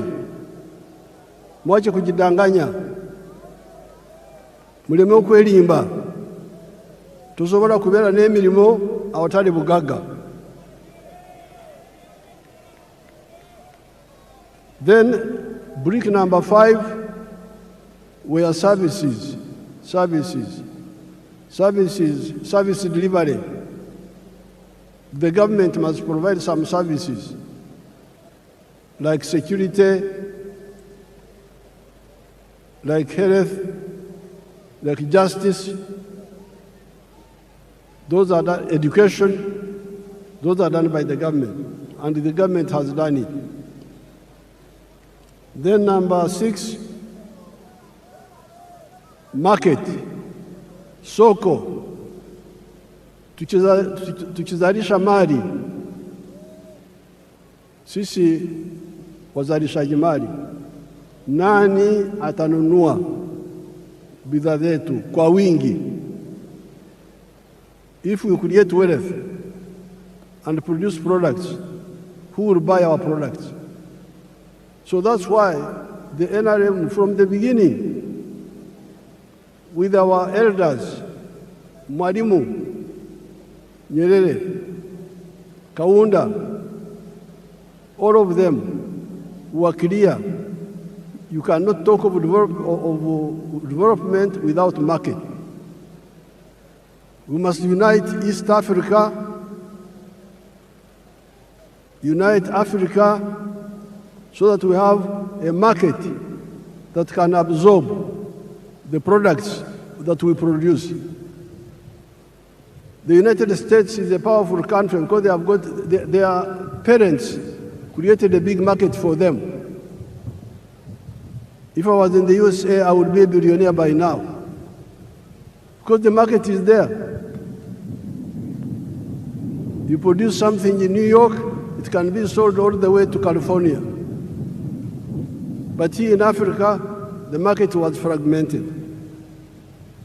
But thanks to our partners in East Africa, we have united the East African market. All these leaders you see here, many of them are members of East African Community, of COMESA, of the African Union, the CFTA. So the market is now there. Then in the case of East Africa, we are talking of the political federation also, which will deal with the issues of security. Now, the NRM has been telling you that out of the 7 bricks, NRM has put peace is now there, infrastructure is there, the service delivery of health care and schools is there, the market of East Africa is there, the market of Africa is there, we can also access the international market. So the problem is you now to do your part. And your part is in 2 areas. Wealth creation. Be part of wealth creation. Tozira bugaga, nze neerira bugaga. Nze njagala bwavu. Tombula ebyobugaga. Be part of wealth creation. And once you create wealth, you should also create jobs. Now, during the campaign, I showed you examples here. Let's see them, some of them again, a few of them. Basangwa.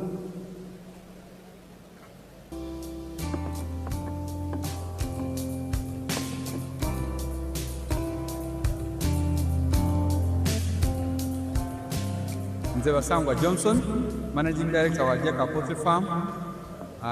Jaka Poultry Farm yaganibwa Bukwenge, Kamuli Municipality, Kamuli District.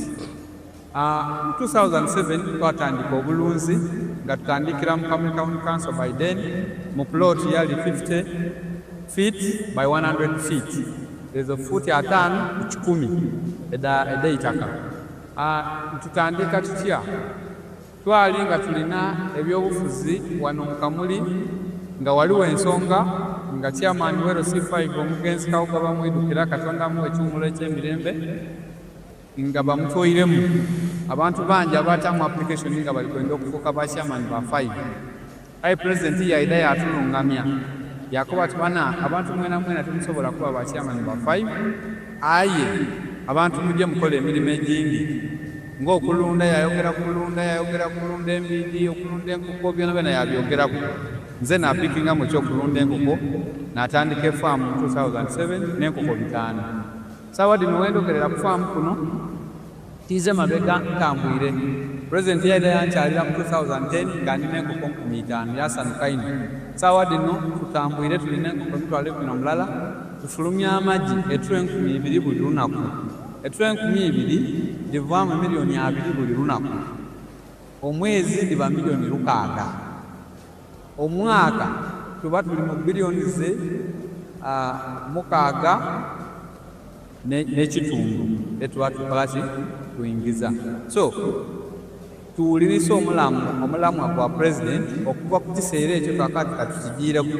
President abaire musanyufu ino ku bintu byenkoze era nga buli kaseera nkyekingako. Wendogera kati tulina abakozi 300 betukozesa. Now you remember I was giving you the example of Basangwa. In 2007, I found them fighting for the position of district chairperson, political position. There were many of them. I advised them, why do you all fight for politics? Why don't you look at wealth creation?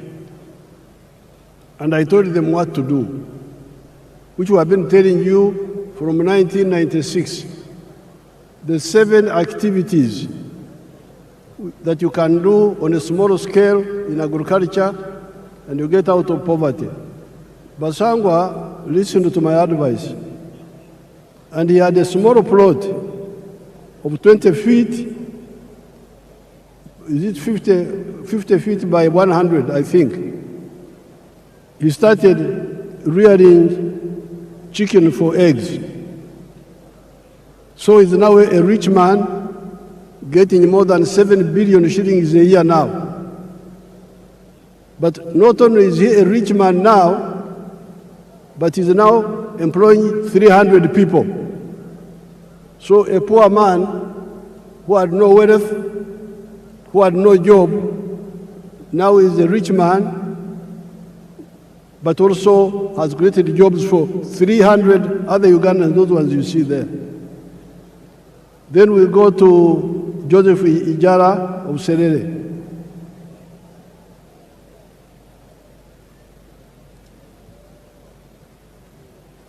Hello, my name is Joseph Ijala. I am the proprietor of Taifa Farm, which is located in Serere in a place called Kakusi, where we are.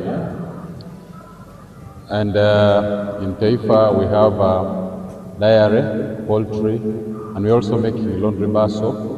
But we also have the value addition aspect of the farm, where we produce yogurt and pack it, tin it for the market.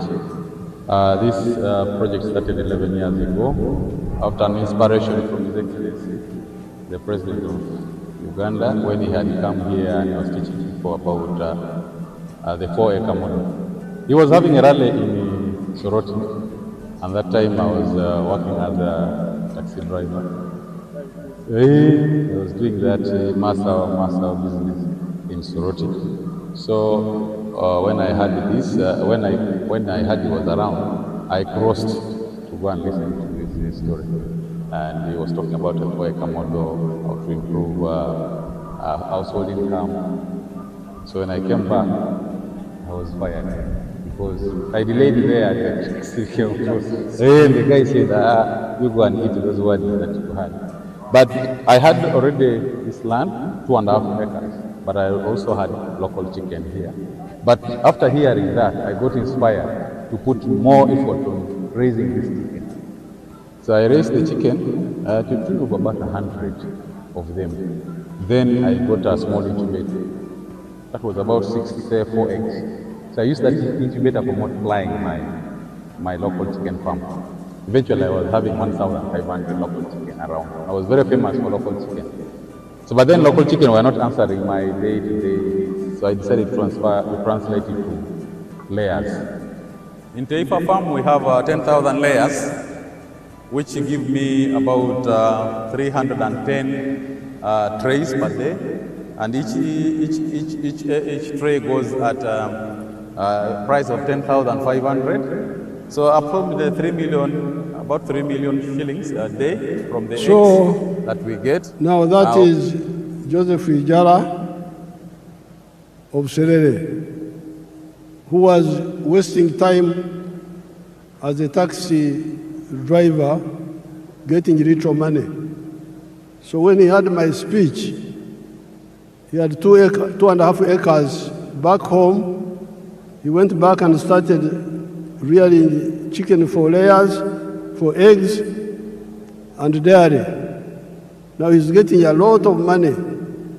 He was saying that he's getting 3 million shillings per day from the eggs alone.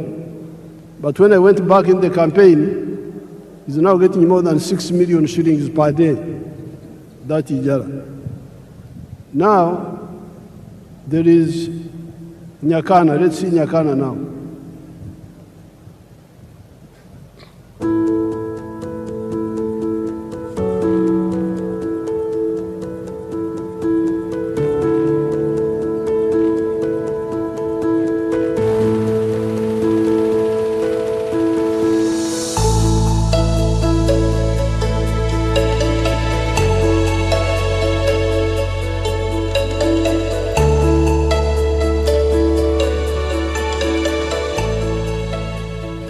My name is Nyakana Richard from Rwengaju. This village is called Rwengaju village in Karabarole, Poto City.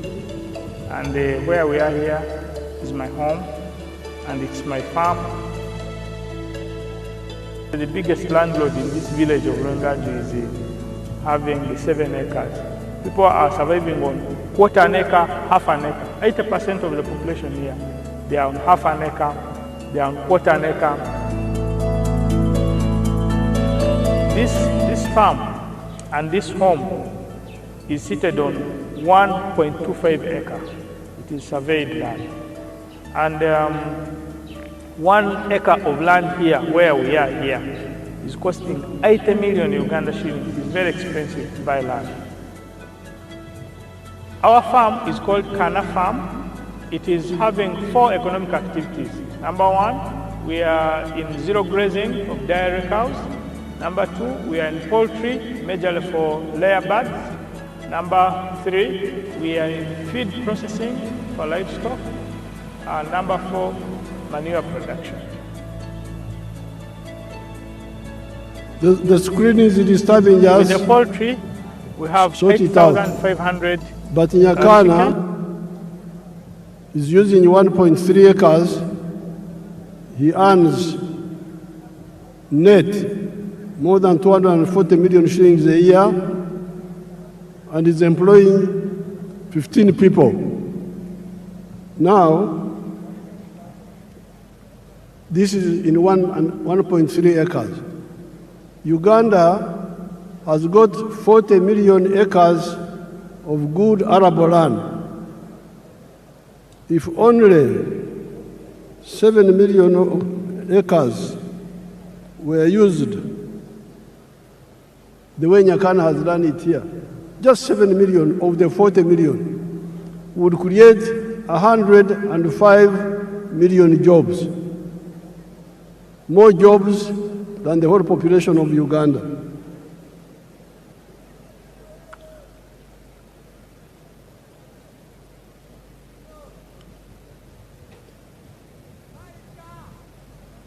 I have reminded you that Uganda is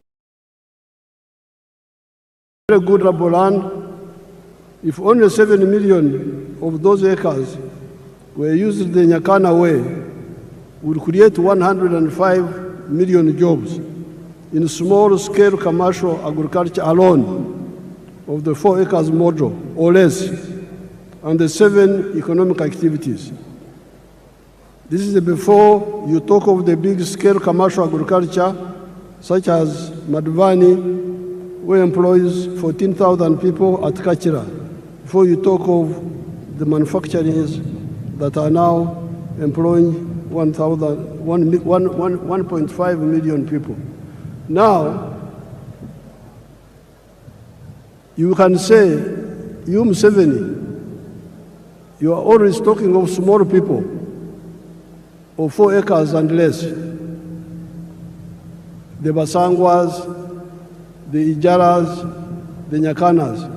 Oh no, you are mistaken. I support the big ones, Also, let's see Madvani. Show us Madvani, if you are not asleep. The one of the screen. You want the big ones? They are there. The big ones are there.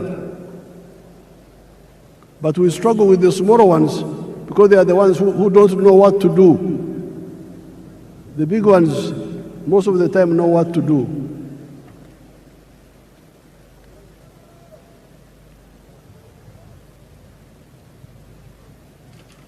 Or before you talk of the services such as hotels, like Sheraton, which employs 400 people, let's see the employees of Kachira, the employees, the workers there, let's see.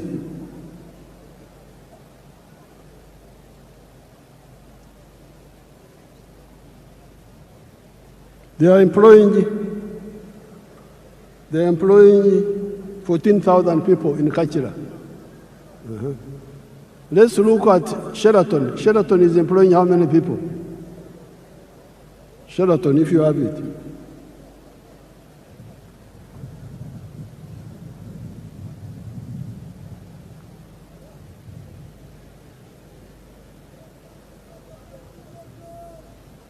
Sheraton is employing 400 people. Let's look at Mbare. Those are employees of Sheraton. See how smart they are. Let's look at Mbare Industrial Park.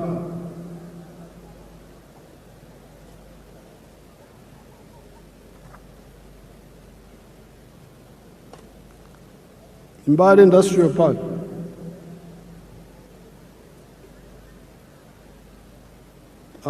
Freeze it. Go back a bit.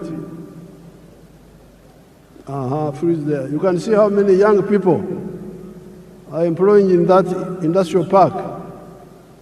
It has got now, when I was last there, it had like 80 factories, and it was employing 20,000 people. This is just one of them.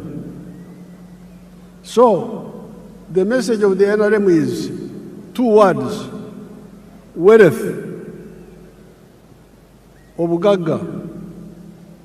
Utajiri is the one which produces jobs. Ajira, I think in Swahili they call it ajira. Emirimu, jivambugaga.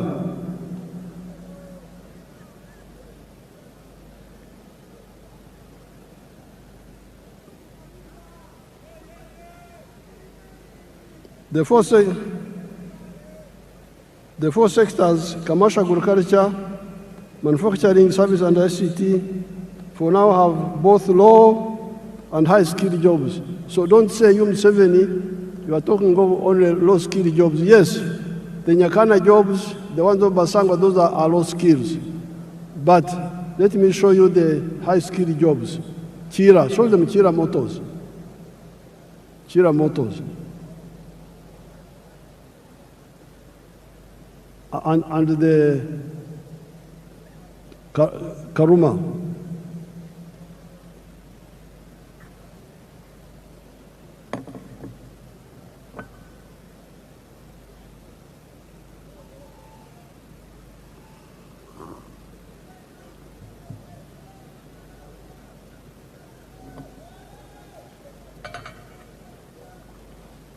Now all those are skilled workers. Let's see the ones of Chira.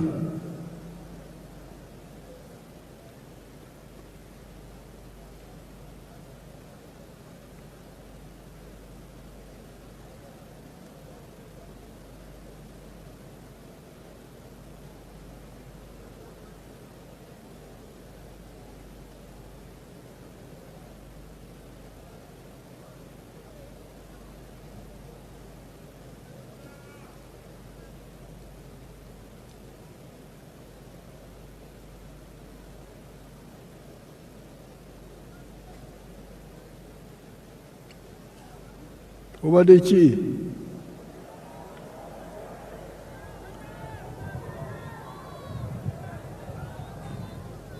alambaire kulambala yebase.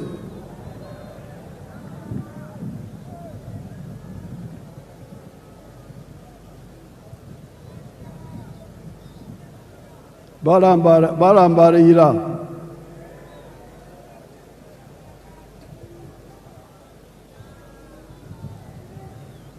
Now those are all high-skilled workers. Let's see what they are producing. Show us the buses.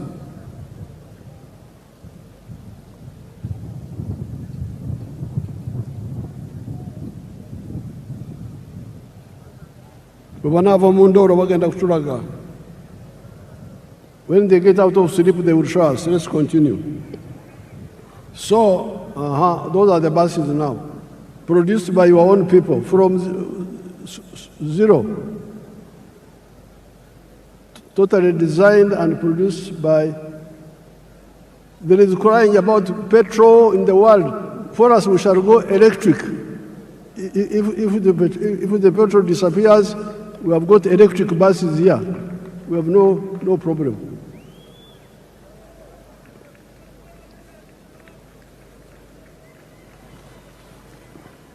So,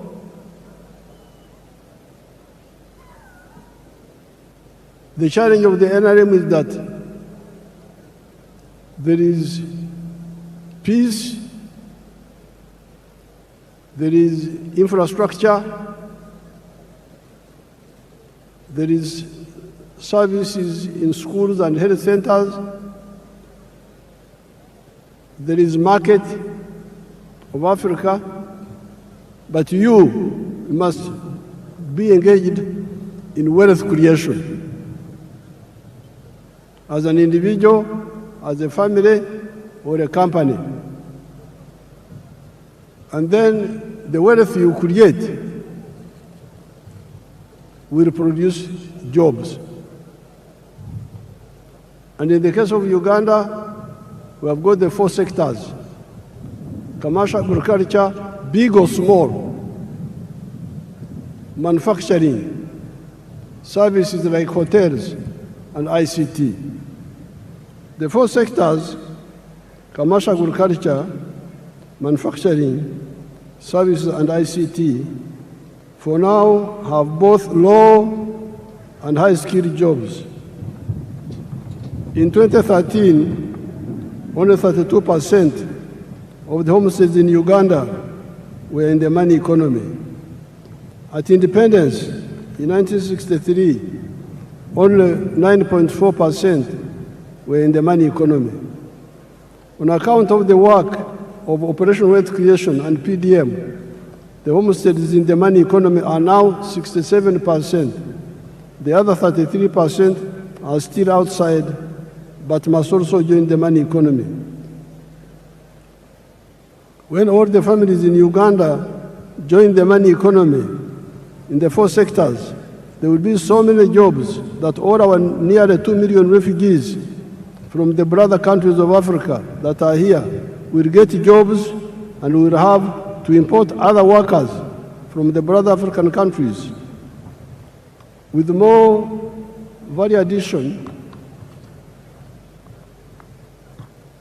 for our agricultural raw materials, our mineral raw materials, our forest raw materials, plus our knowledge economy of automobiles, vaccines, pharmaceuticals, and electronics, there will be more people in manufacturing, services, and ICT than in agriculture.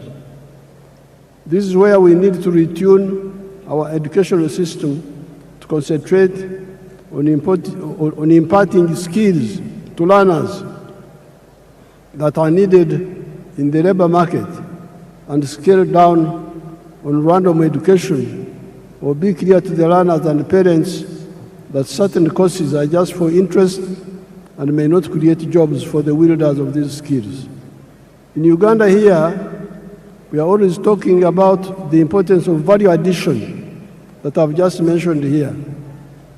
With the presence of so many African brothers and sisters and friends from outside Africa, I cannot fail to point out the strategic mistakes many of the African ruling elites have been making for the last 70 years, ever since the independence of Sudan, Khartoum, in 1955.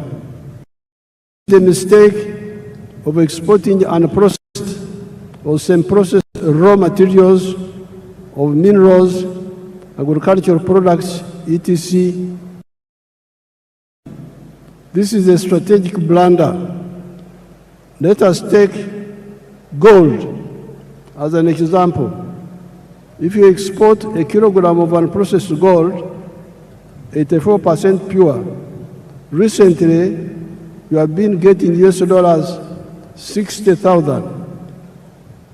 If the gold is processed to 99.9% purity, you get US dollars 168,000. Look at the difference in value. However, you do not only donate money to the outsiders per kilogram of gold, per kilogram of coffee, you also donate jobs. All those refining jobs go to the outsiders. That is not all. At 84% pure, that gold cannot be used as bullion, as currency, nor can it be used as an input in other industries, such as jewelry, electronics, aerospace, etc. That is one of the reasons Africa's economy has remained stunted 70 years after the African countries started regaining their freedom. Africa is 4 times the land area of the USA and 12 times the land area of India, with a present population of 1.5 billion people that will be 2.5 billion in the next 30 years. Yet our total GDP is only US dollars 3.6 trillion, while that of the USA is US dollars 32 trillion, China 20.65 trillion, India USD 4.18 trillion. This hemorrhage must stop. That is where here in Uganda we banned the export of unprocessed minerals and try to get people to address value addition here for all the other raw materials that make profits. In the African economies, we must ensure both vertical and horizontal integration. Africa's GDP should at least be 60 trillion US dollars, if not more. Our friends from outside of Africa should also help us to achieve this. If they see far, they will see that this is also in their own interest. If you are a clever capitalist, why would you want to do business with a poor man with a small purchasing power? I regard myself as a clever capitalist. I produce milk. I want many Ugandans and many Africans to buy my milk. However, they cannot buy my milk unless they have money in their pockets. Luckily, I am both a clever capitalist and also a Christian, as well as a patriot. And I therefore love God with all my heart, and I love my neighbor as I love myself.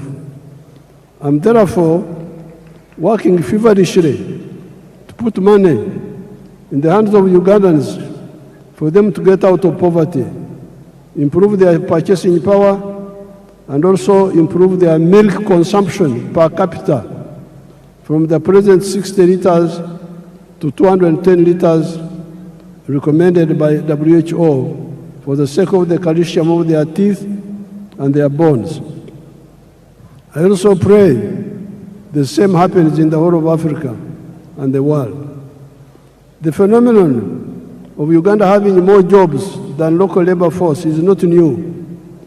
The small enclave economy of the British times, the economy of the 3 C's and 3 T's, could not get enough workers locally, although it was only covering 9.4% of the homesteads.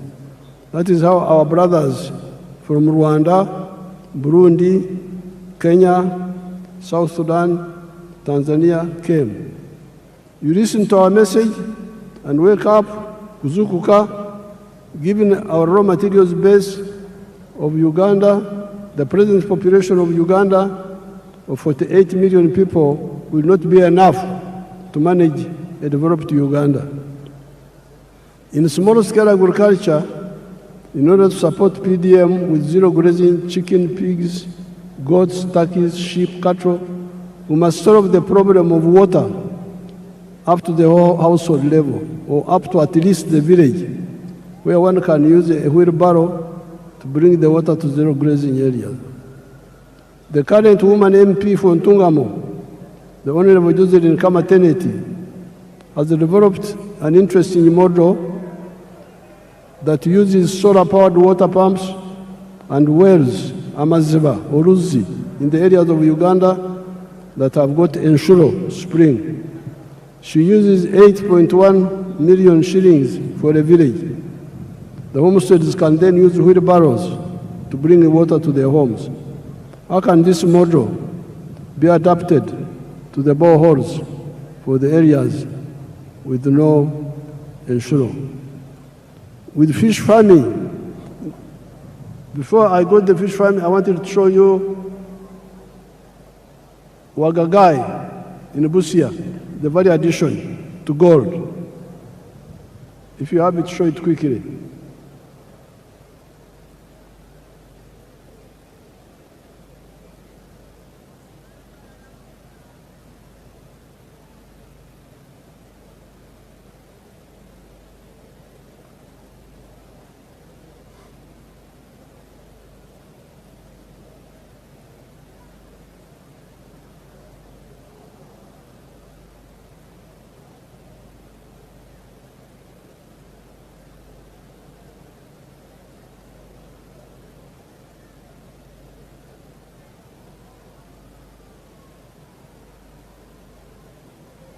Now, freeze that one. Each one of those is fully refined gold in Busia. And each one is a kilo. And each one is now costing $168,000. If you sell and process gold, 84% pure, a kilo, you'll get only $60,000. So you see the wastage. Africans are really in trouble. How can you throw away your wealth like that? You are losing more than $100,000 in every kilo of gold. And then you say you will solve your problem. How will you solve the problem? With fish farming in the Miga edges of the wetlands, the government will help the communities with the earth-moving equipment to make the fish ponds, the solar-powered water pump, to pump water and aerate with oxygen and protect the fish against snakes. The issue of fish fries, nyanja, and fish feeds is also being addressed. The support for all the other sectors, big commercial farmers, manufacturing,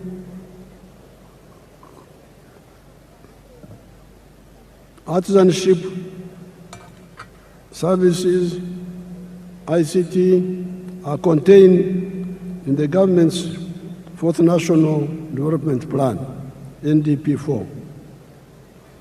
No more excuses. These programs are not in other countries. They are here in Uganda, in every parish, every constituency, in UDB. If anybody is diverting the money, you, since 1986, are empowered to deal with him or her because of the democratic local councils, where you are the ones who elect the leaders. Join the parish savings circle and directly participate in the management of the savings circle. If the money is not enough, tell your MPs to work with me in Kampala, to concentrate more money in PDM instead of okumemerera, scattering the okumansa masa, scattering the money in many other programs. Especially for agriculture, you need to protect our environment. We need our wetlands for both our rain and irrigation. We need our forests for the rain and protecting the catchment areas of the river systems, the Elgon, the Rwenzori, the Mabera systems, the Seziwa-Rwajari systems, the Mayanja-Kafurugogo systems, and River Kagera systems. All the rice growing and potato growing in the swamps must stop. And where the terrain allows, we replace rice growing with fish farming at the edge of the swamp, which is more profitable. Then the wetlands come back for irrigation, indigenous medicine, and rain formation. Then we come to the restoration of the natural forests, which guarantee for us the availability of the indigenous medicines, genetic materials, protecting the catchment areas and the rivers and rain formation. I thank the brother countries and sisters from Africa and friends from outside Africa that joined us today on this occasion. Kati rwekwaso zikomye, tetwagala rwekwaso. No more excuses. Everybody wealth creation. Ate obugaga bwe buzaala emirimu. I thank everybody. I would now like to ask His Excellency Ndayishimiye, I think he ignored that. who is the head of the African Union, That's right. but also President of Burundi, The Burundi president. because he's the chairperson of the African Union, to come here and greet you on behalf of the visiting president. Thank you so much.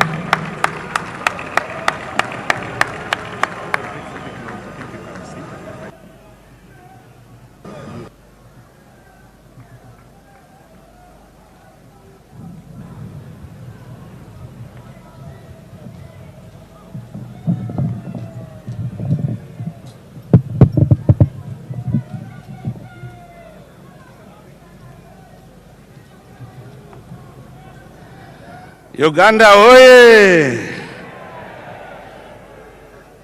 Uganda oye! Your Excellency, President Yoweri Museveni, President of the Republic of Uganda, Your Excellency, Head of State and Government, distinguished guests, great people of Uganda, Wariyorcha.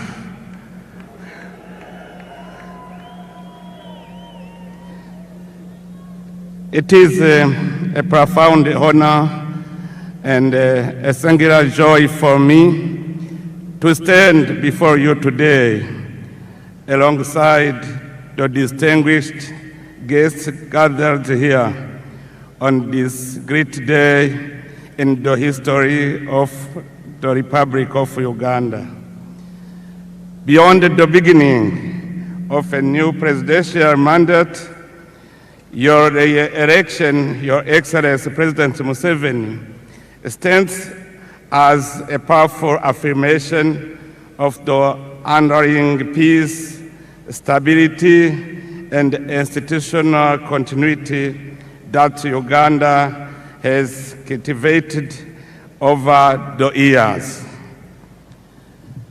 Your Excellency, your renewed mandate comes at a defining moment for our beloved Africa continent. By inaugurating this new term under the theme Securing the Gains and Advancing Towards a Prosperous and Emerging Nation, you have once again demonstrated your steadfast patriotism, visionary leadership, and unwavering commitment to the progress of Africa as a whole. Your Excellency, we have followed with admiration the remarkable transformation Uganda has achieved under your stewardship. During the years of your leadership, your nation has undergone profound progress in the field of security, social cohesion, and economic development. Through sustained economic growth, strategic investment in infrastructure, and policies aimed at reducing poverty and improving livelihoods, Uganda has steadily positioned itself among the continent's most promising emerging economies. Your Excellency, at this occasion, I would like to pay special tribute to your invaluable contribution to the restoration and the consolidation of peace in Burundi.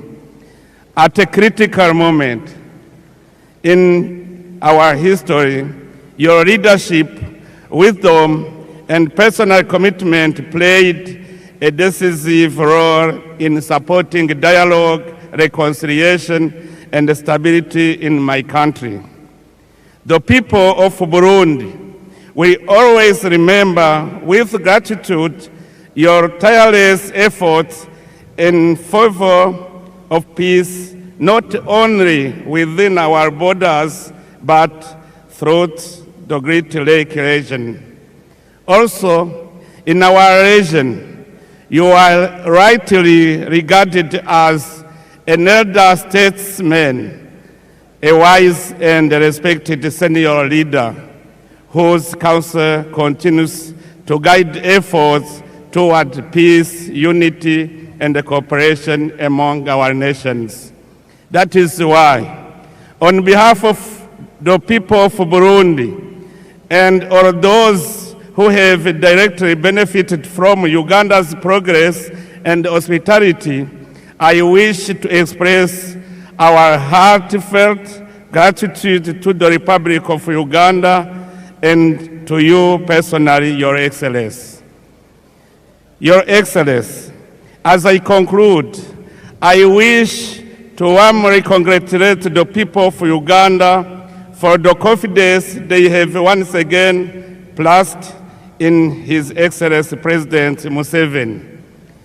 In doing so, you have reaffirmed your attachment to peace, stability, resilience, and wise leadership. It is my sincere hope that this new mandate will usher in even greater prosperity and opportunity to every Ugandan family. May your wisdom, dear brother President Museveni, continue to enlighten our continental dialogue, and may the bonds of fraternity and cooperation between Uganda and the nations of Africa grow ever stronger. May Almighty God bless our great Africa continent. May God bless Uganda and its courageous people. I thank you very much. Mwebale.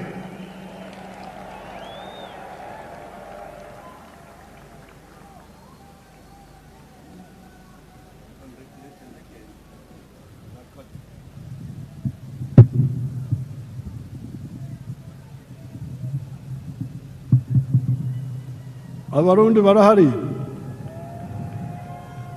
Abarundi baravuga ki? There are many Burundis here.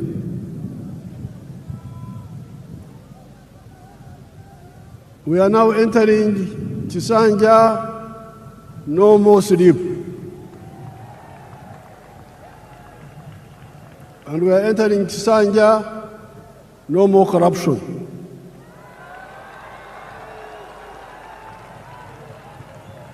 You heard the prayers.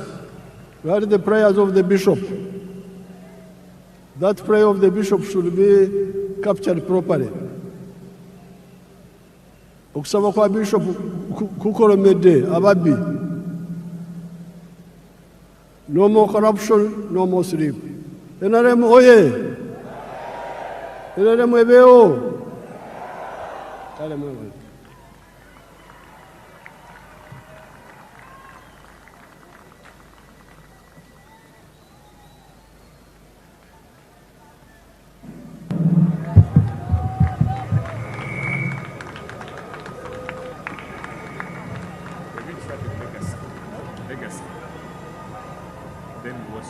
Your Excellency, I would like to thank you for the address to the nation and seek your guidance on how to proceed with the two entertainment items which are on our program. If it pleases you, Your Excellency, I now invite Legacy to make their presentation in less than 5 minutes. And as they are coming, I request all of you to join me again in thanking His Excellency the President for that comprehensive address to us.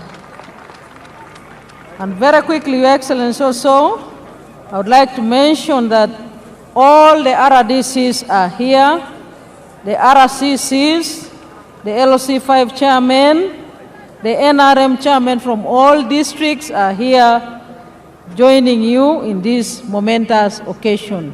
Legacy, you have the floor. Less than 5 minutes.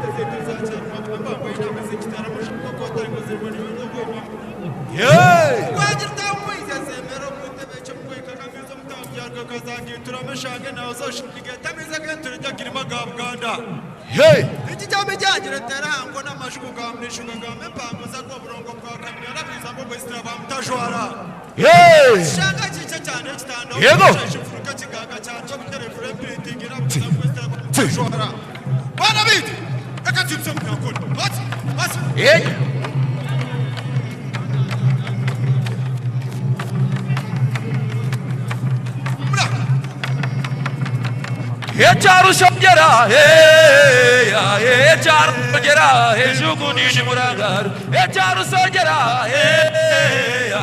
echaru shongera, ejuguni shimuragar. Echaru shongera, echaru shongera, ejuguni shimuragar. Ochibia, ochibia, ochibia, ochibia. Nimuevare, nimuevare, ochibara batau.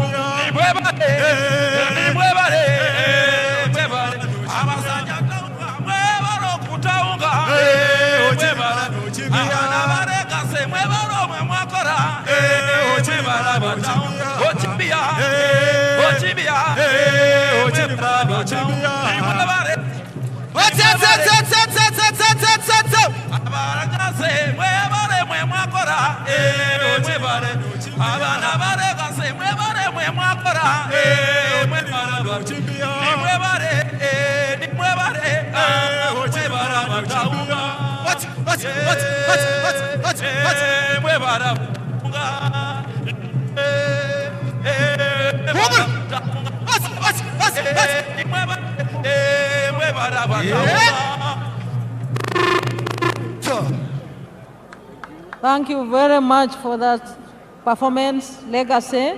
May I now invite Weso, and thank you for keeping time. Weso, please come on the stage and entertain His Excellency the President, our newly inaugurated President, and our treasured guests here present. Your Excellency, Uweso is now coming on stage, also to use less than 5 minutes to entertain you and our guests.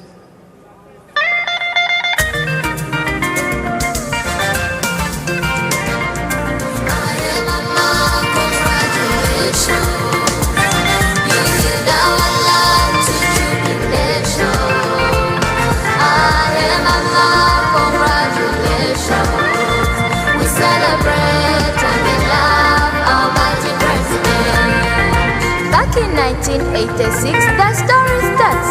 A child stood silent, chaos in the heart, no food, no school, no song to sing.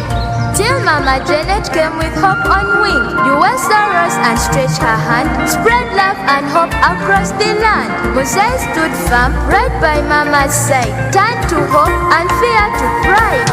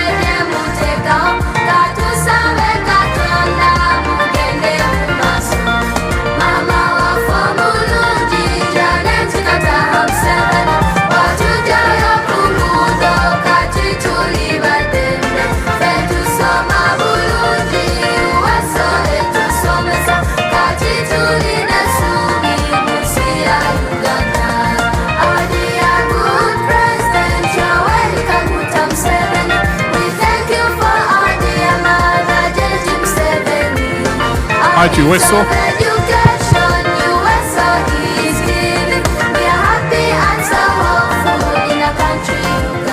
Thank you very much, Uweso. Thank you very much for that thematic entertainment song. Your Excellencies,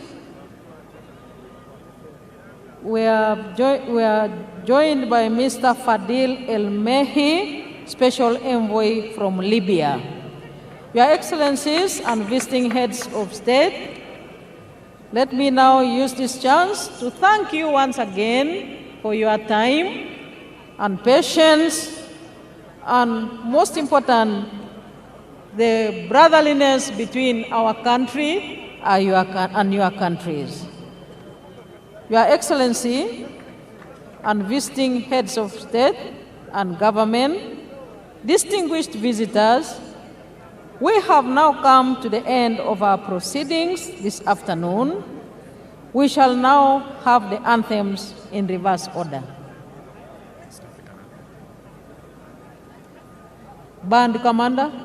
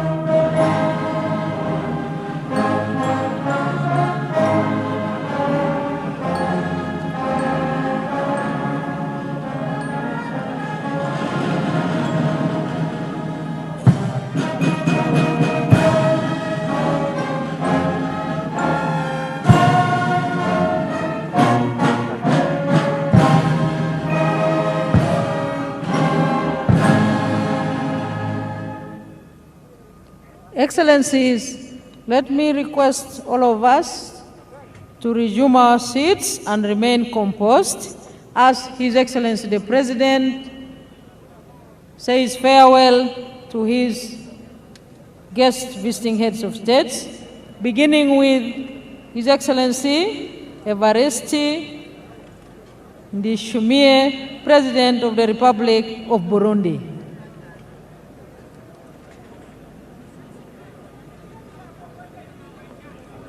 And next will be the President of Somalia. Names.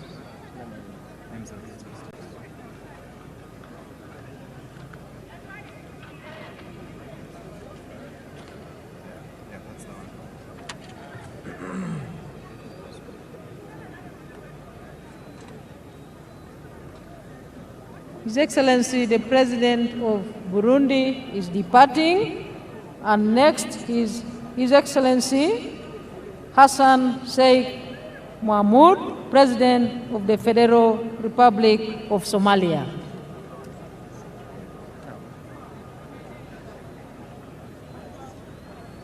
About the third? The third.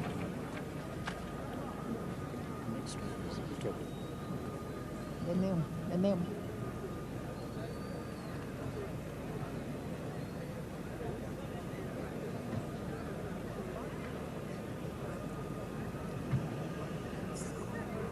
That's why we must take.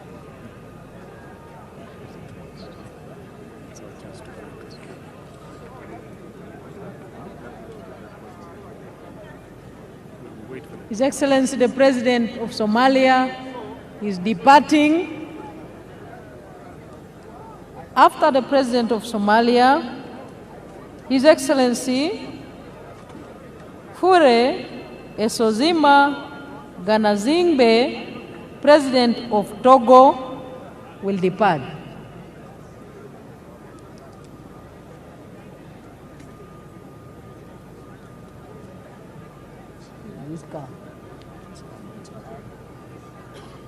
After Togo.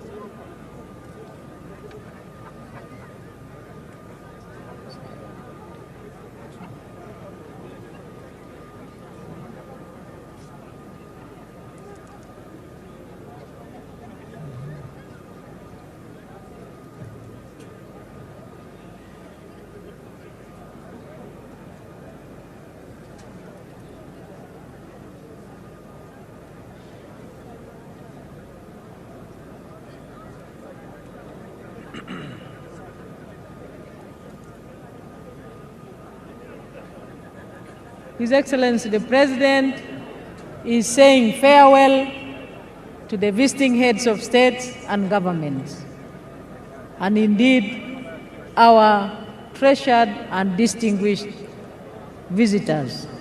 That is Togo.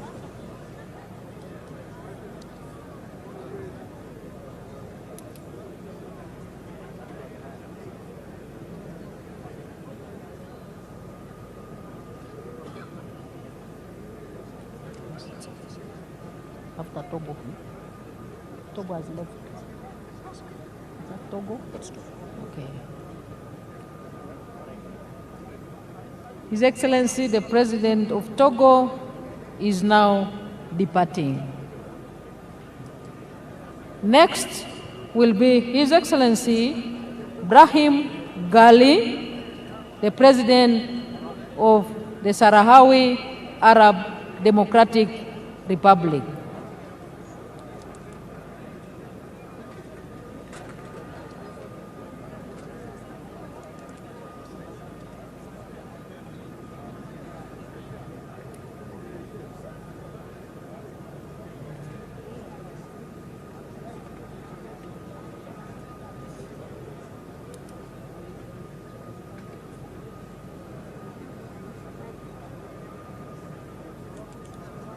His Excellency the President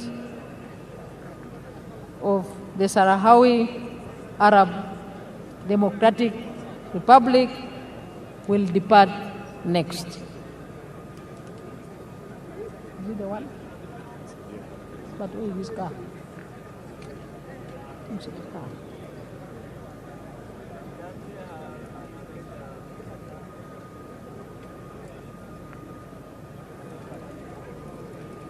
The President, His Excellency Brahim Gali, President of the Sahrawi Arab Democratic Republic, is on the stage to depart.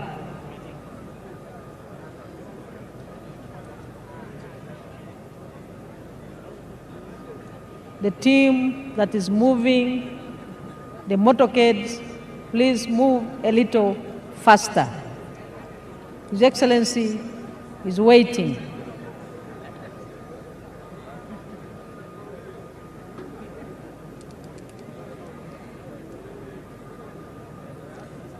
And next is Her Excellency Dr.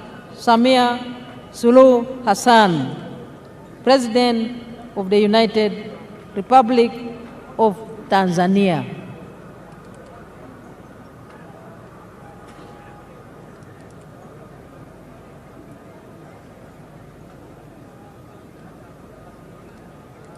Please move the motorcade of Her Excellency Samia Suluhu Hassan, President of the United Republic of Tanzania.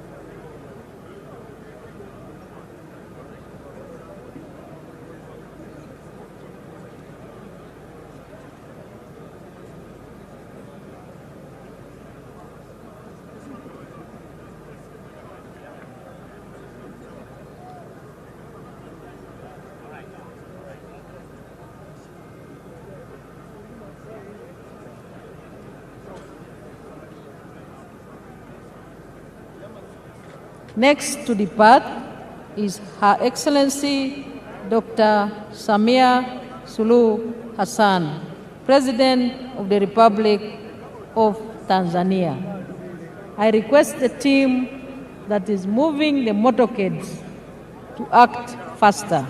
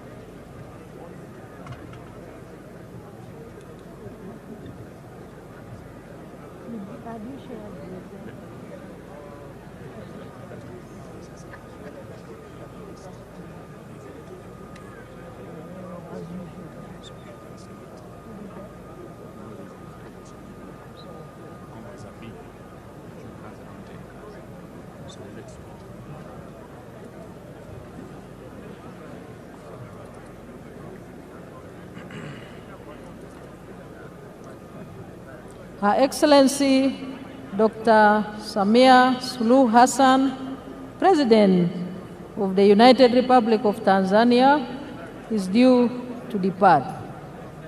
I request the convoy commanders to act faster. Her Excellency is waiting.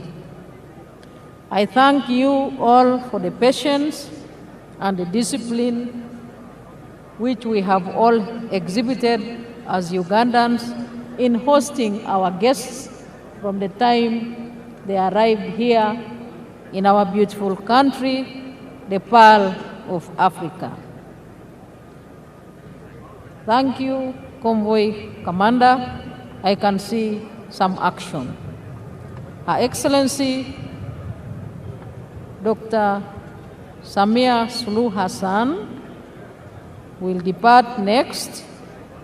Her Excellency, the President of the Republic of Tanzania. After Her Excellency departs, His Excellency Brice Clotaire Oligui Nguema, President of the Gabonese Republic, will depart. May the convoy commanders follow that precedent in releasing the motorcades.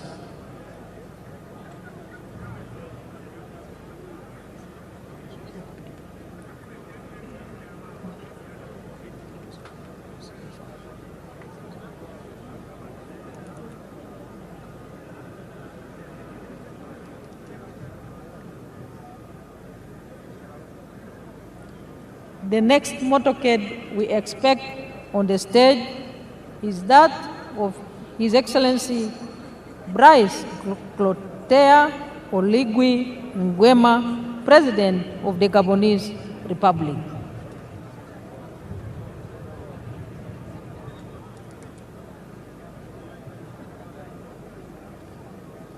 Her Excellency Dr. Samia Suluhu Hassan is now departing. We thank Your Excellency for your physical presence at this momentous occasion.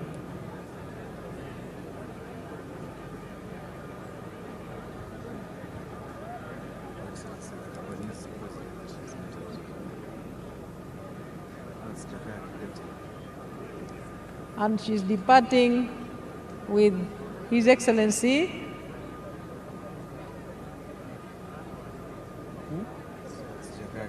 Jakaya Kikwete, the former President of the Republic of Tanzania.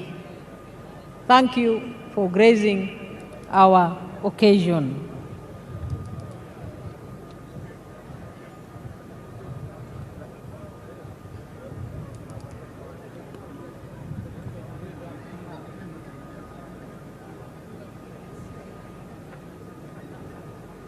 Next to depart is His Excellency Bryce Clotaire Oligui Nguema, President of the Gabonese Republic.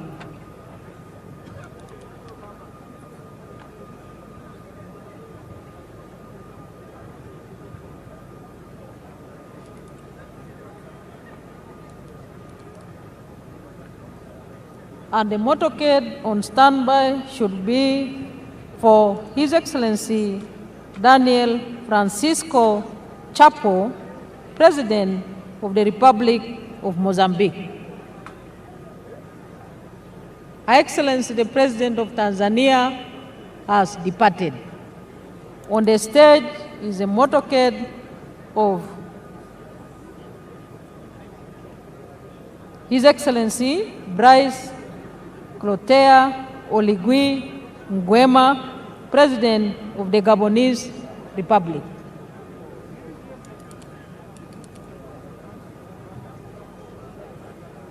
We request the convoy commander to move faster the motorcade of His Excellency Daniel Francisco Chapo, President of the Republic of Mozambique.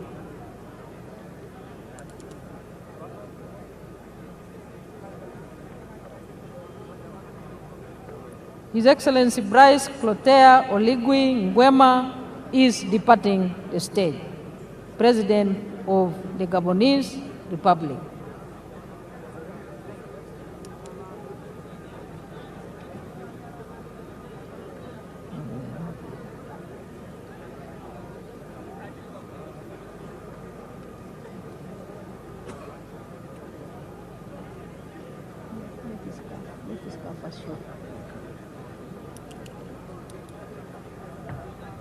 Next to depart, Your Excellency, is His Excellency Daniel Francisco Chapo, President of the Republic of Mozambique. Convoy commander, please move faster.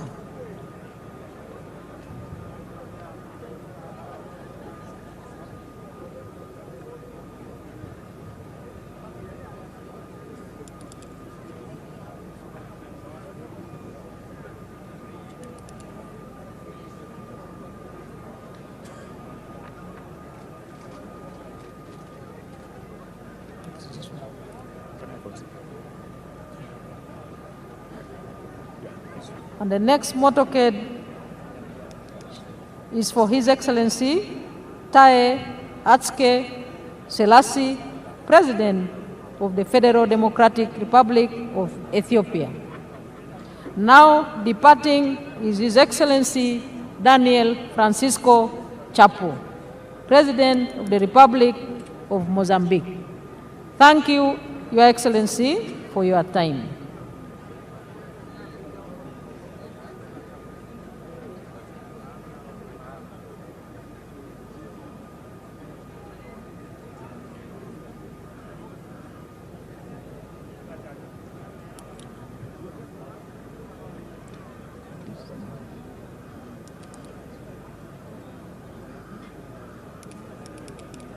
His Excellency Daniel Francisco Chapo is now departing, the President of the Republic of Mozambique. We thank you indeed for your time, for securing your time to grace our occasion with your physical presence. Next is His Excellency Taye Atske Selassie, President of the Federal Democratic Republic of Ethiopia.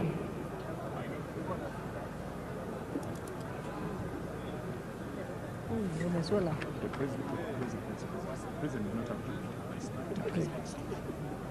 Those are the heads of state. About the former heads? Former.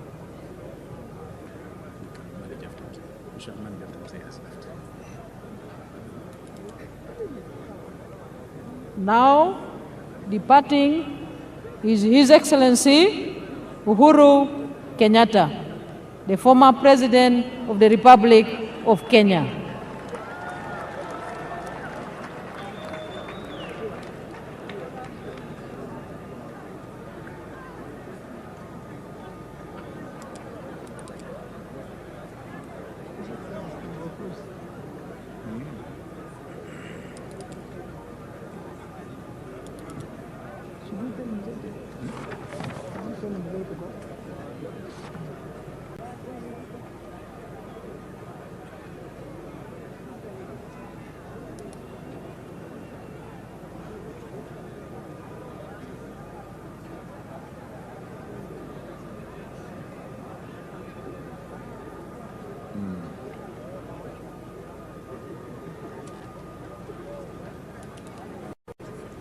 And His Excellency Olusegun Obasanjo, the former President of the Federal Republic of Nigeria. And His Excellency Haile Mariam, the former Prime Minister of Ethiopia. And then His Excellency the President Yoweri Museveni will depart.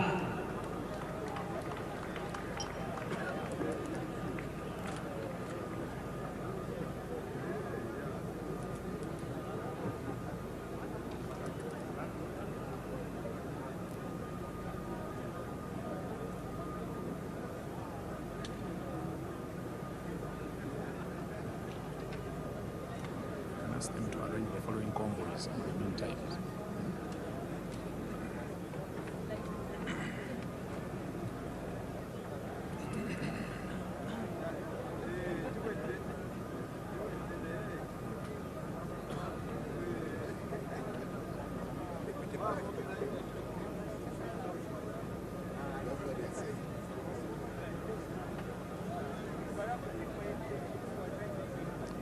His Excellency Uhuru Kenyatta, the former President of the Republic of Kenya, His Excellency Olusegun Obasanjo, former President of the Republic of Nigeria, and His Excellency Haile Mariam, the former Prime Minister of Ethiopia, will depart, and then His Excellency Yoweri Museveni, President of the Republic of Uganda, will depart.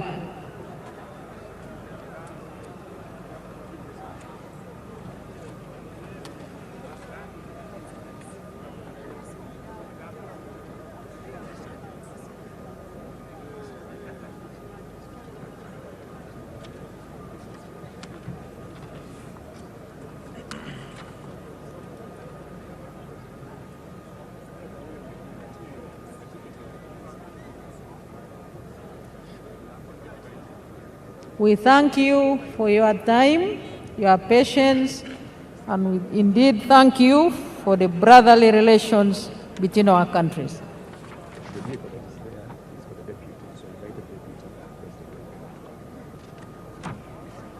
They made a mistake.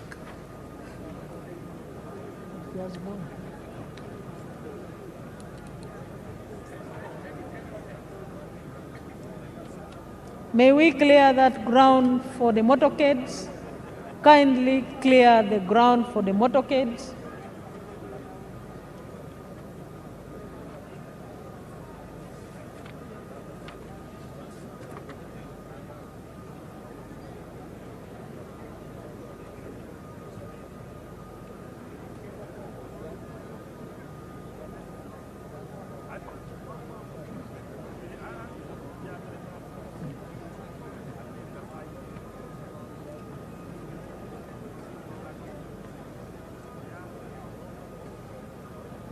His Excellency Olusegun Obasanjo, former President of the Federal Republic of Nigeria, His Excellency Uhuru Kenyatta, former President of the Republic of Kenya, and His Excellency Haile Mariam, the former Prime Minister of Ethiopia, will now depart, and then His Excellency General Yoweri Museveni will depart.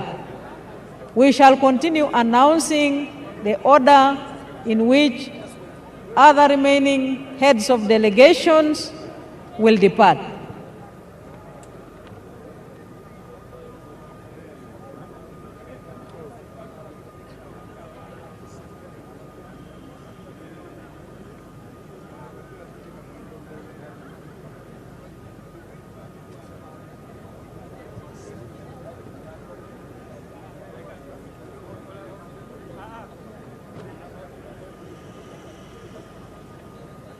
His Excellency Olusegun Obasanjo is now departing. The former President of the Federal Republic of Nigeria.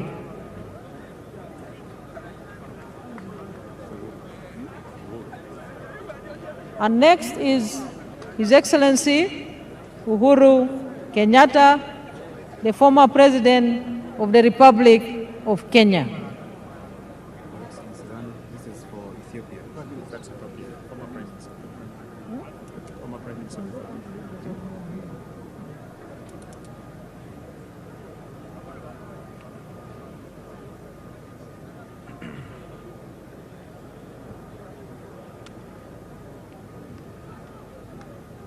His Excellency Uhuru Kenyatta is now departing. Former Prime Minister, Ethiopia. Former Prime Minister, Ethiopia. And next is His Excellency Haile Mariam, the former Prime Minister of the Federal Republic of Ethiopia.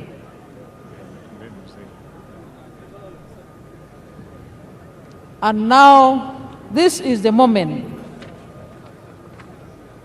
His Excellency Yoweri Museveni will depart. The chairman of Non-Aligned Movement, the chairman of G77 plus China, the chairman of the East African Community, and the chairman of the African Peer Review Commission.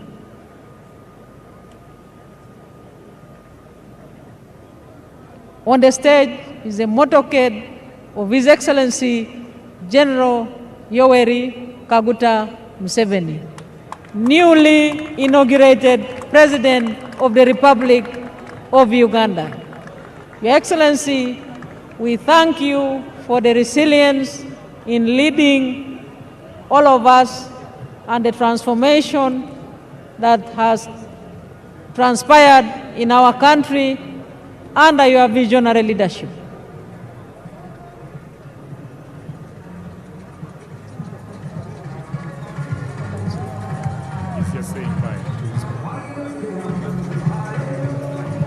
I request all of us to remain calm, remain composed in your seats. We still have high delegates remaining in the VVIP tent, and we shall request the convoy commanders to release their motorcades in the order which I'm going to announce. First, for His Excellency, Professor Kithure Kindiki, Deputy President of the Republic of Kenya.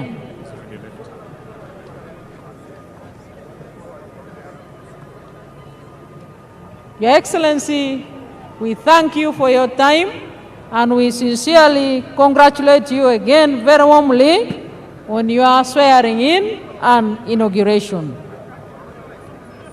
The motorcades that will follow are for His Excellency Professor Kithure Kindiki, Deputy President of, followed by His Excellency General Chiwenga and his dear spouse, the Vice President of the Republic of Zimbabwe.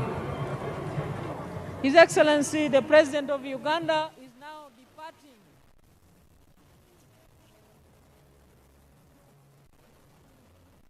Good afternoon and welcome to the ceremony that has just ended of the inauguration of the President of the country. He is no longer President-elect. Right now he is the President, the official President of the country, His Excellency Yoweri Museveni Kaguta, for his 7th term here to be able to. He made a few comments even as he was going on. One of the comments was, this term is no sleep. He also says this term is no corruption, and he also referred to the prayer that was made by the bishop there. He has mentioned 7 bricks there that should be making his maiden speech something to think about, but also that is the yardstick by which we'll be measuring the president going on for the next 5 terms from 2026 to 2031. A showpiece of the UPDF that has happened here, and would like to have some commentary by some of the guests that we have to tell us exactly what has happened here today, and want to look forward to some of the things that they are saying and what their indication of what the president said today. Good afternoon, sir. It's good to have you. Looking very nice this afternoon. So much. You look smart too. Thank you very much. Afternoon. Good afternoon, Ugandans. Hope you're all good. We are in Kololo. We thank our president.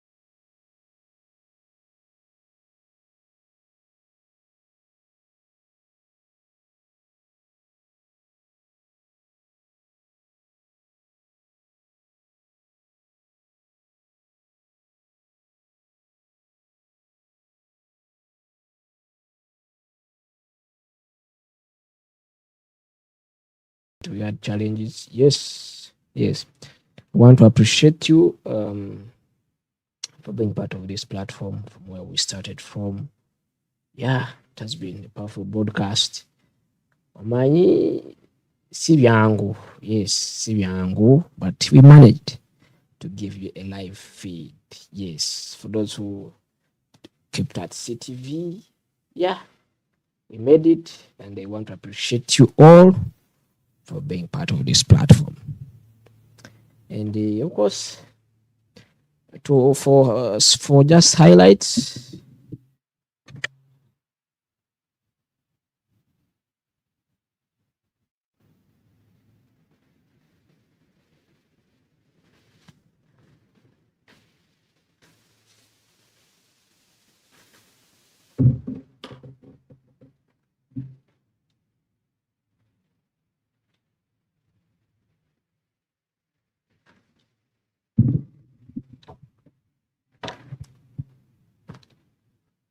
yes, for just highlights, of course. Yes,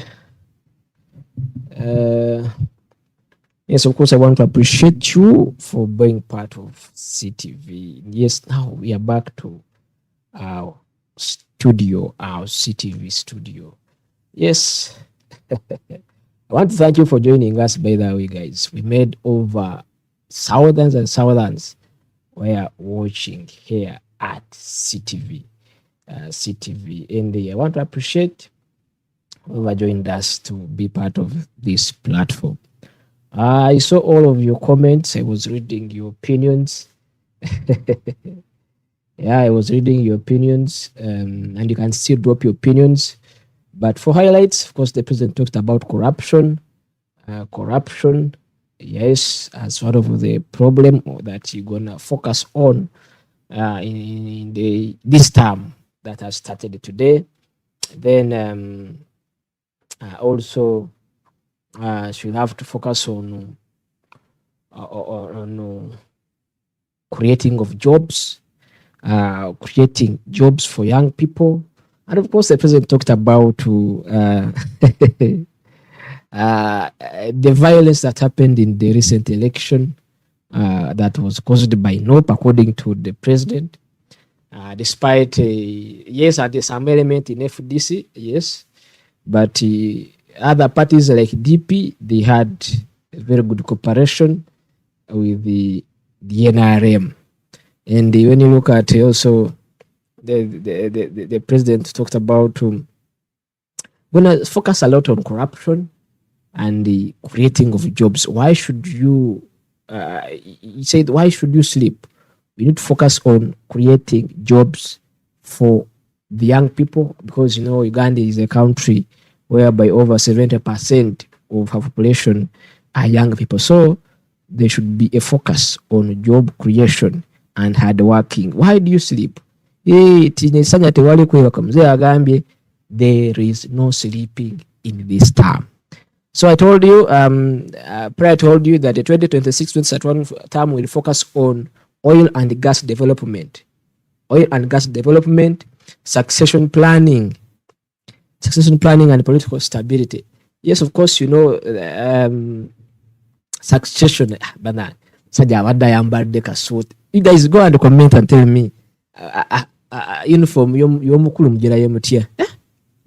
These are new pics. These are new moments. Only that there's still a question, and many guys are asking the first lady. Yes, and I saw an article by Daily Monitor saying swearing in without the first lady. Yes, but we still move on, and youth unemployment, of course, and job creation, managing debt and improving government efficiency. Actually, these are very key, and of course, the president will look, the government will look into these key issues in the term. Fighting corruption has even challenged the leaders like MPs to focus on improving the wananchi to access PDM. Ugandans should have access more PDM, do more income generating activities instead of these MPs spending time in parliament discussing some useless things. Infrastructure and public services, of course, here the president made assurance that infrastructure will be added, and it will be focused in the coming term. Poverty eradication, of course. Mzee Tayogede Chilala. If that's why even he showcased the real estate in Kampala, how people, they are now developing at a very terrible speed, a very terrific speed, and we need to copy this development scope so that we can develop, we can work and make money as possible. So national unity, reconciliation, and human rights it also be focused. Economic transformation and household prosperity, PDM. So again, of the centers are PDM. Okay. Regional security and the foreign policy. Regional security, I think the Uganda is leading. You can see deployment of UPDF in Sudan, Southern Sudan, deployment of UPDF in DRC, Central African Republic, Somalia. So Uganda is doing a very tremendous work when it comes to regional security. I want to read through your comments here. I want to read through your comments and appreciate you for being part of this platform. And what about peace? Let me check here. Maybe talk about Joseph Kony or Sorebo. But corruption in Uganda. Yes, we have corruption. This is also called Charles says corruption. Senwene Smile says congratulations Uganda. Then Mugabe Rogers says Chiwede. And many of you, I didn't see his wife anywhere. We are requesting a president talk about corruption in the country. Of course, this is one of the areas we will seriously address. More of military parade than a swearing in ceremony. Oh, sure. Anyway, it depends on how you saw the event. Kongs. This is Doreen Wamami. Jaja, the youngest president.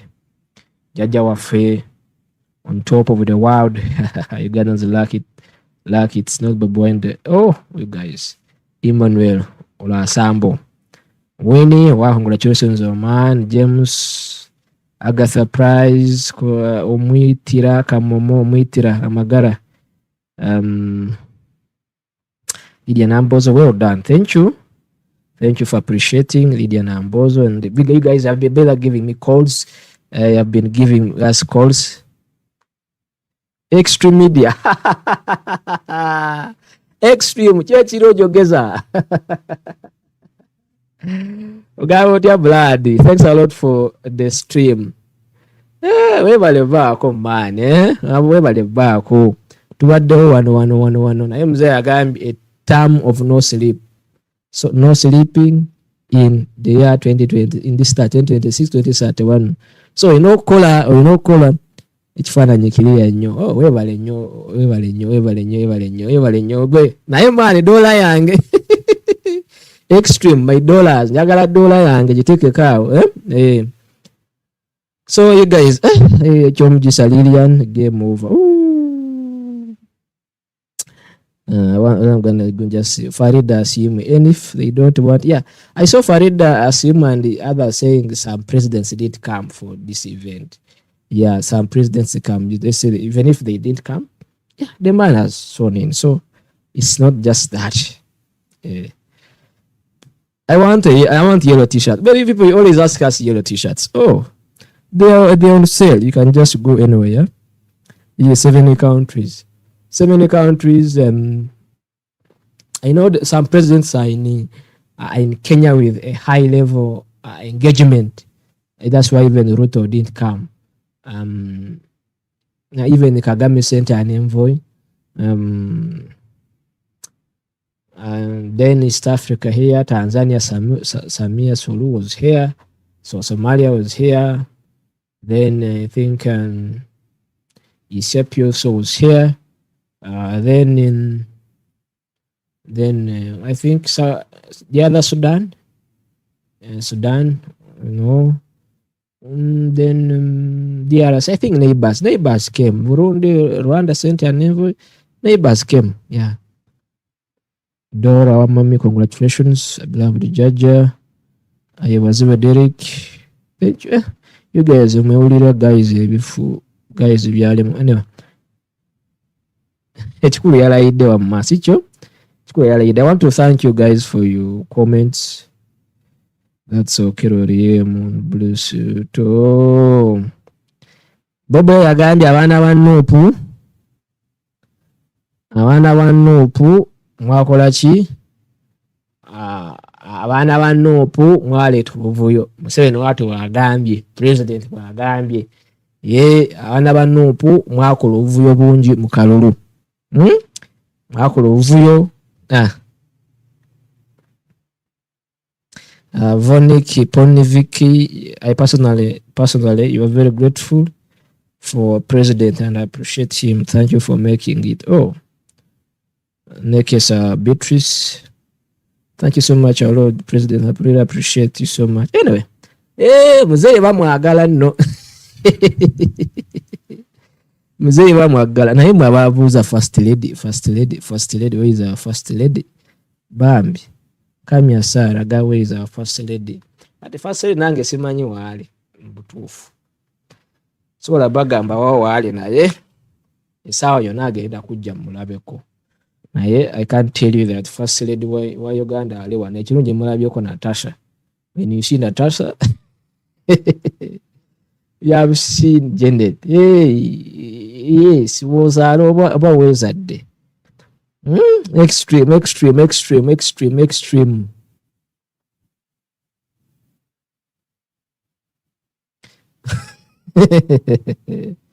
Mwana wanu kubwakola akavuyo mu election. Anyway. Kyawedde omukulu yalayidde kati tulinde ekiddako. Sikyo? Tulinde ekiddako naye omukulu yalayidde. Next time kolenga bwe mutyo. Yeah, you come if you actually subscribe. I'm sure most of you subscribe, So subscribe. This is your platform, and we're gonna be giving you live updates whenever they're happening in Uganda. I want to thank everyone here who has been following. Baguma Abe, live from Fort Portal. Hey, you will even Womuka. Toro Mulimuta. Edo Tulitoro. Baguma Abe. Hey, Tulitoro. Actually, we are the pioneers. Hey, of Toro. Hey. So, ni tubasima mono kubaho. So, Nekesa Beatrice, he's now a president. Well, when I got highlights of the speech of the vice president Jasi Yasiminyo, ula president oku innovating ebintu bingi, oku transforming Uganda and leading Uganda in the last 5 years.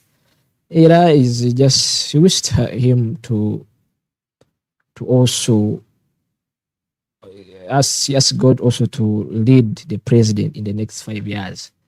But president, you get the corruption. Nagambye agenda jilwanyisa. Yeso tulinde tulabe. Omulongo live from London. Emma Lwasa, are you live from London? Sure. Okay. Mutulabira abe London yeji. Mutulabira abe London. But I don't know whether you people, it's morning. Okay. So we're gonna just check some few clips to get some key highlights. Then we'll share with you those highlights. I like him. The comment on Bobby Wine, on Noob, abana abayagala kukola nnyo obuvuyo. Yes. Now how were they happy? Noob supporters, they were happy. Why? Because of what? Why should the Noob supporter get happy? Because of someone swearing in? I don't find a reason for a Noob supporter to be happy today. Sicho, Lwachi ogamba bana ba Noob bali happy nnyo. Then we are proposing to have Parliament, our discussions as followers of CTV. We're gonna just plan it so that we can have our interactions using this platform. Yeah. Much love from Arua. Arua, yes. Oh, Moses Oiroth. Yes, Arua, we love you so much. 2 here in London. Okay. Ekaju Thomas. Okay, we appreciate Ekaju Thomas. Thank you for following. Kati tusigaziza speaker si press. Resi yaba speaker Nobert Mao and Anita Among Magogo. But tomorrow we are starting swearing in of MPs, okay? So tomorrow, swearing in of MPs. Also, you can remember to watch from CTV. Then also 14th, we have swearing in. 15th, also again swearing in. So from there, we will also go for Speakers Press. So tomorrow, we're going to be back here with the live broadcast of the swearing in of your MOP. Yeah, of your MOP. The one of you people of Arua, Fort Portal, where you'll be getting live broadcast from CTV here, live from Parliament of Uganda. Yes. So, lwatsiberekereza abaganda bange naye mwebale nnyo kuba you guys nze nsiimye mwebale nnyo. I'm so happy. I'm so excited. I'm so happy. Mwebale nnyo kuba era we try, yes, despite we got some challenges with the network, but we try to configure our system so that we can have that good footage, and we really had some good footage. I know many of you were calling me, chifananyi, no one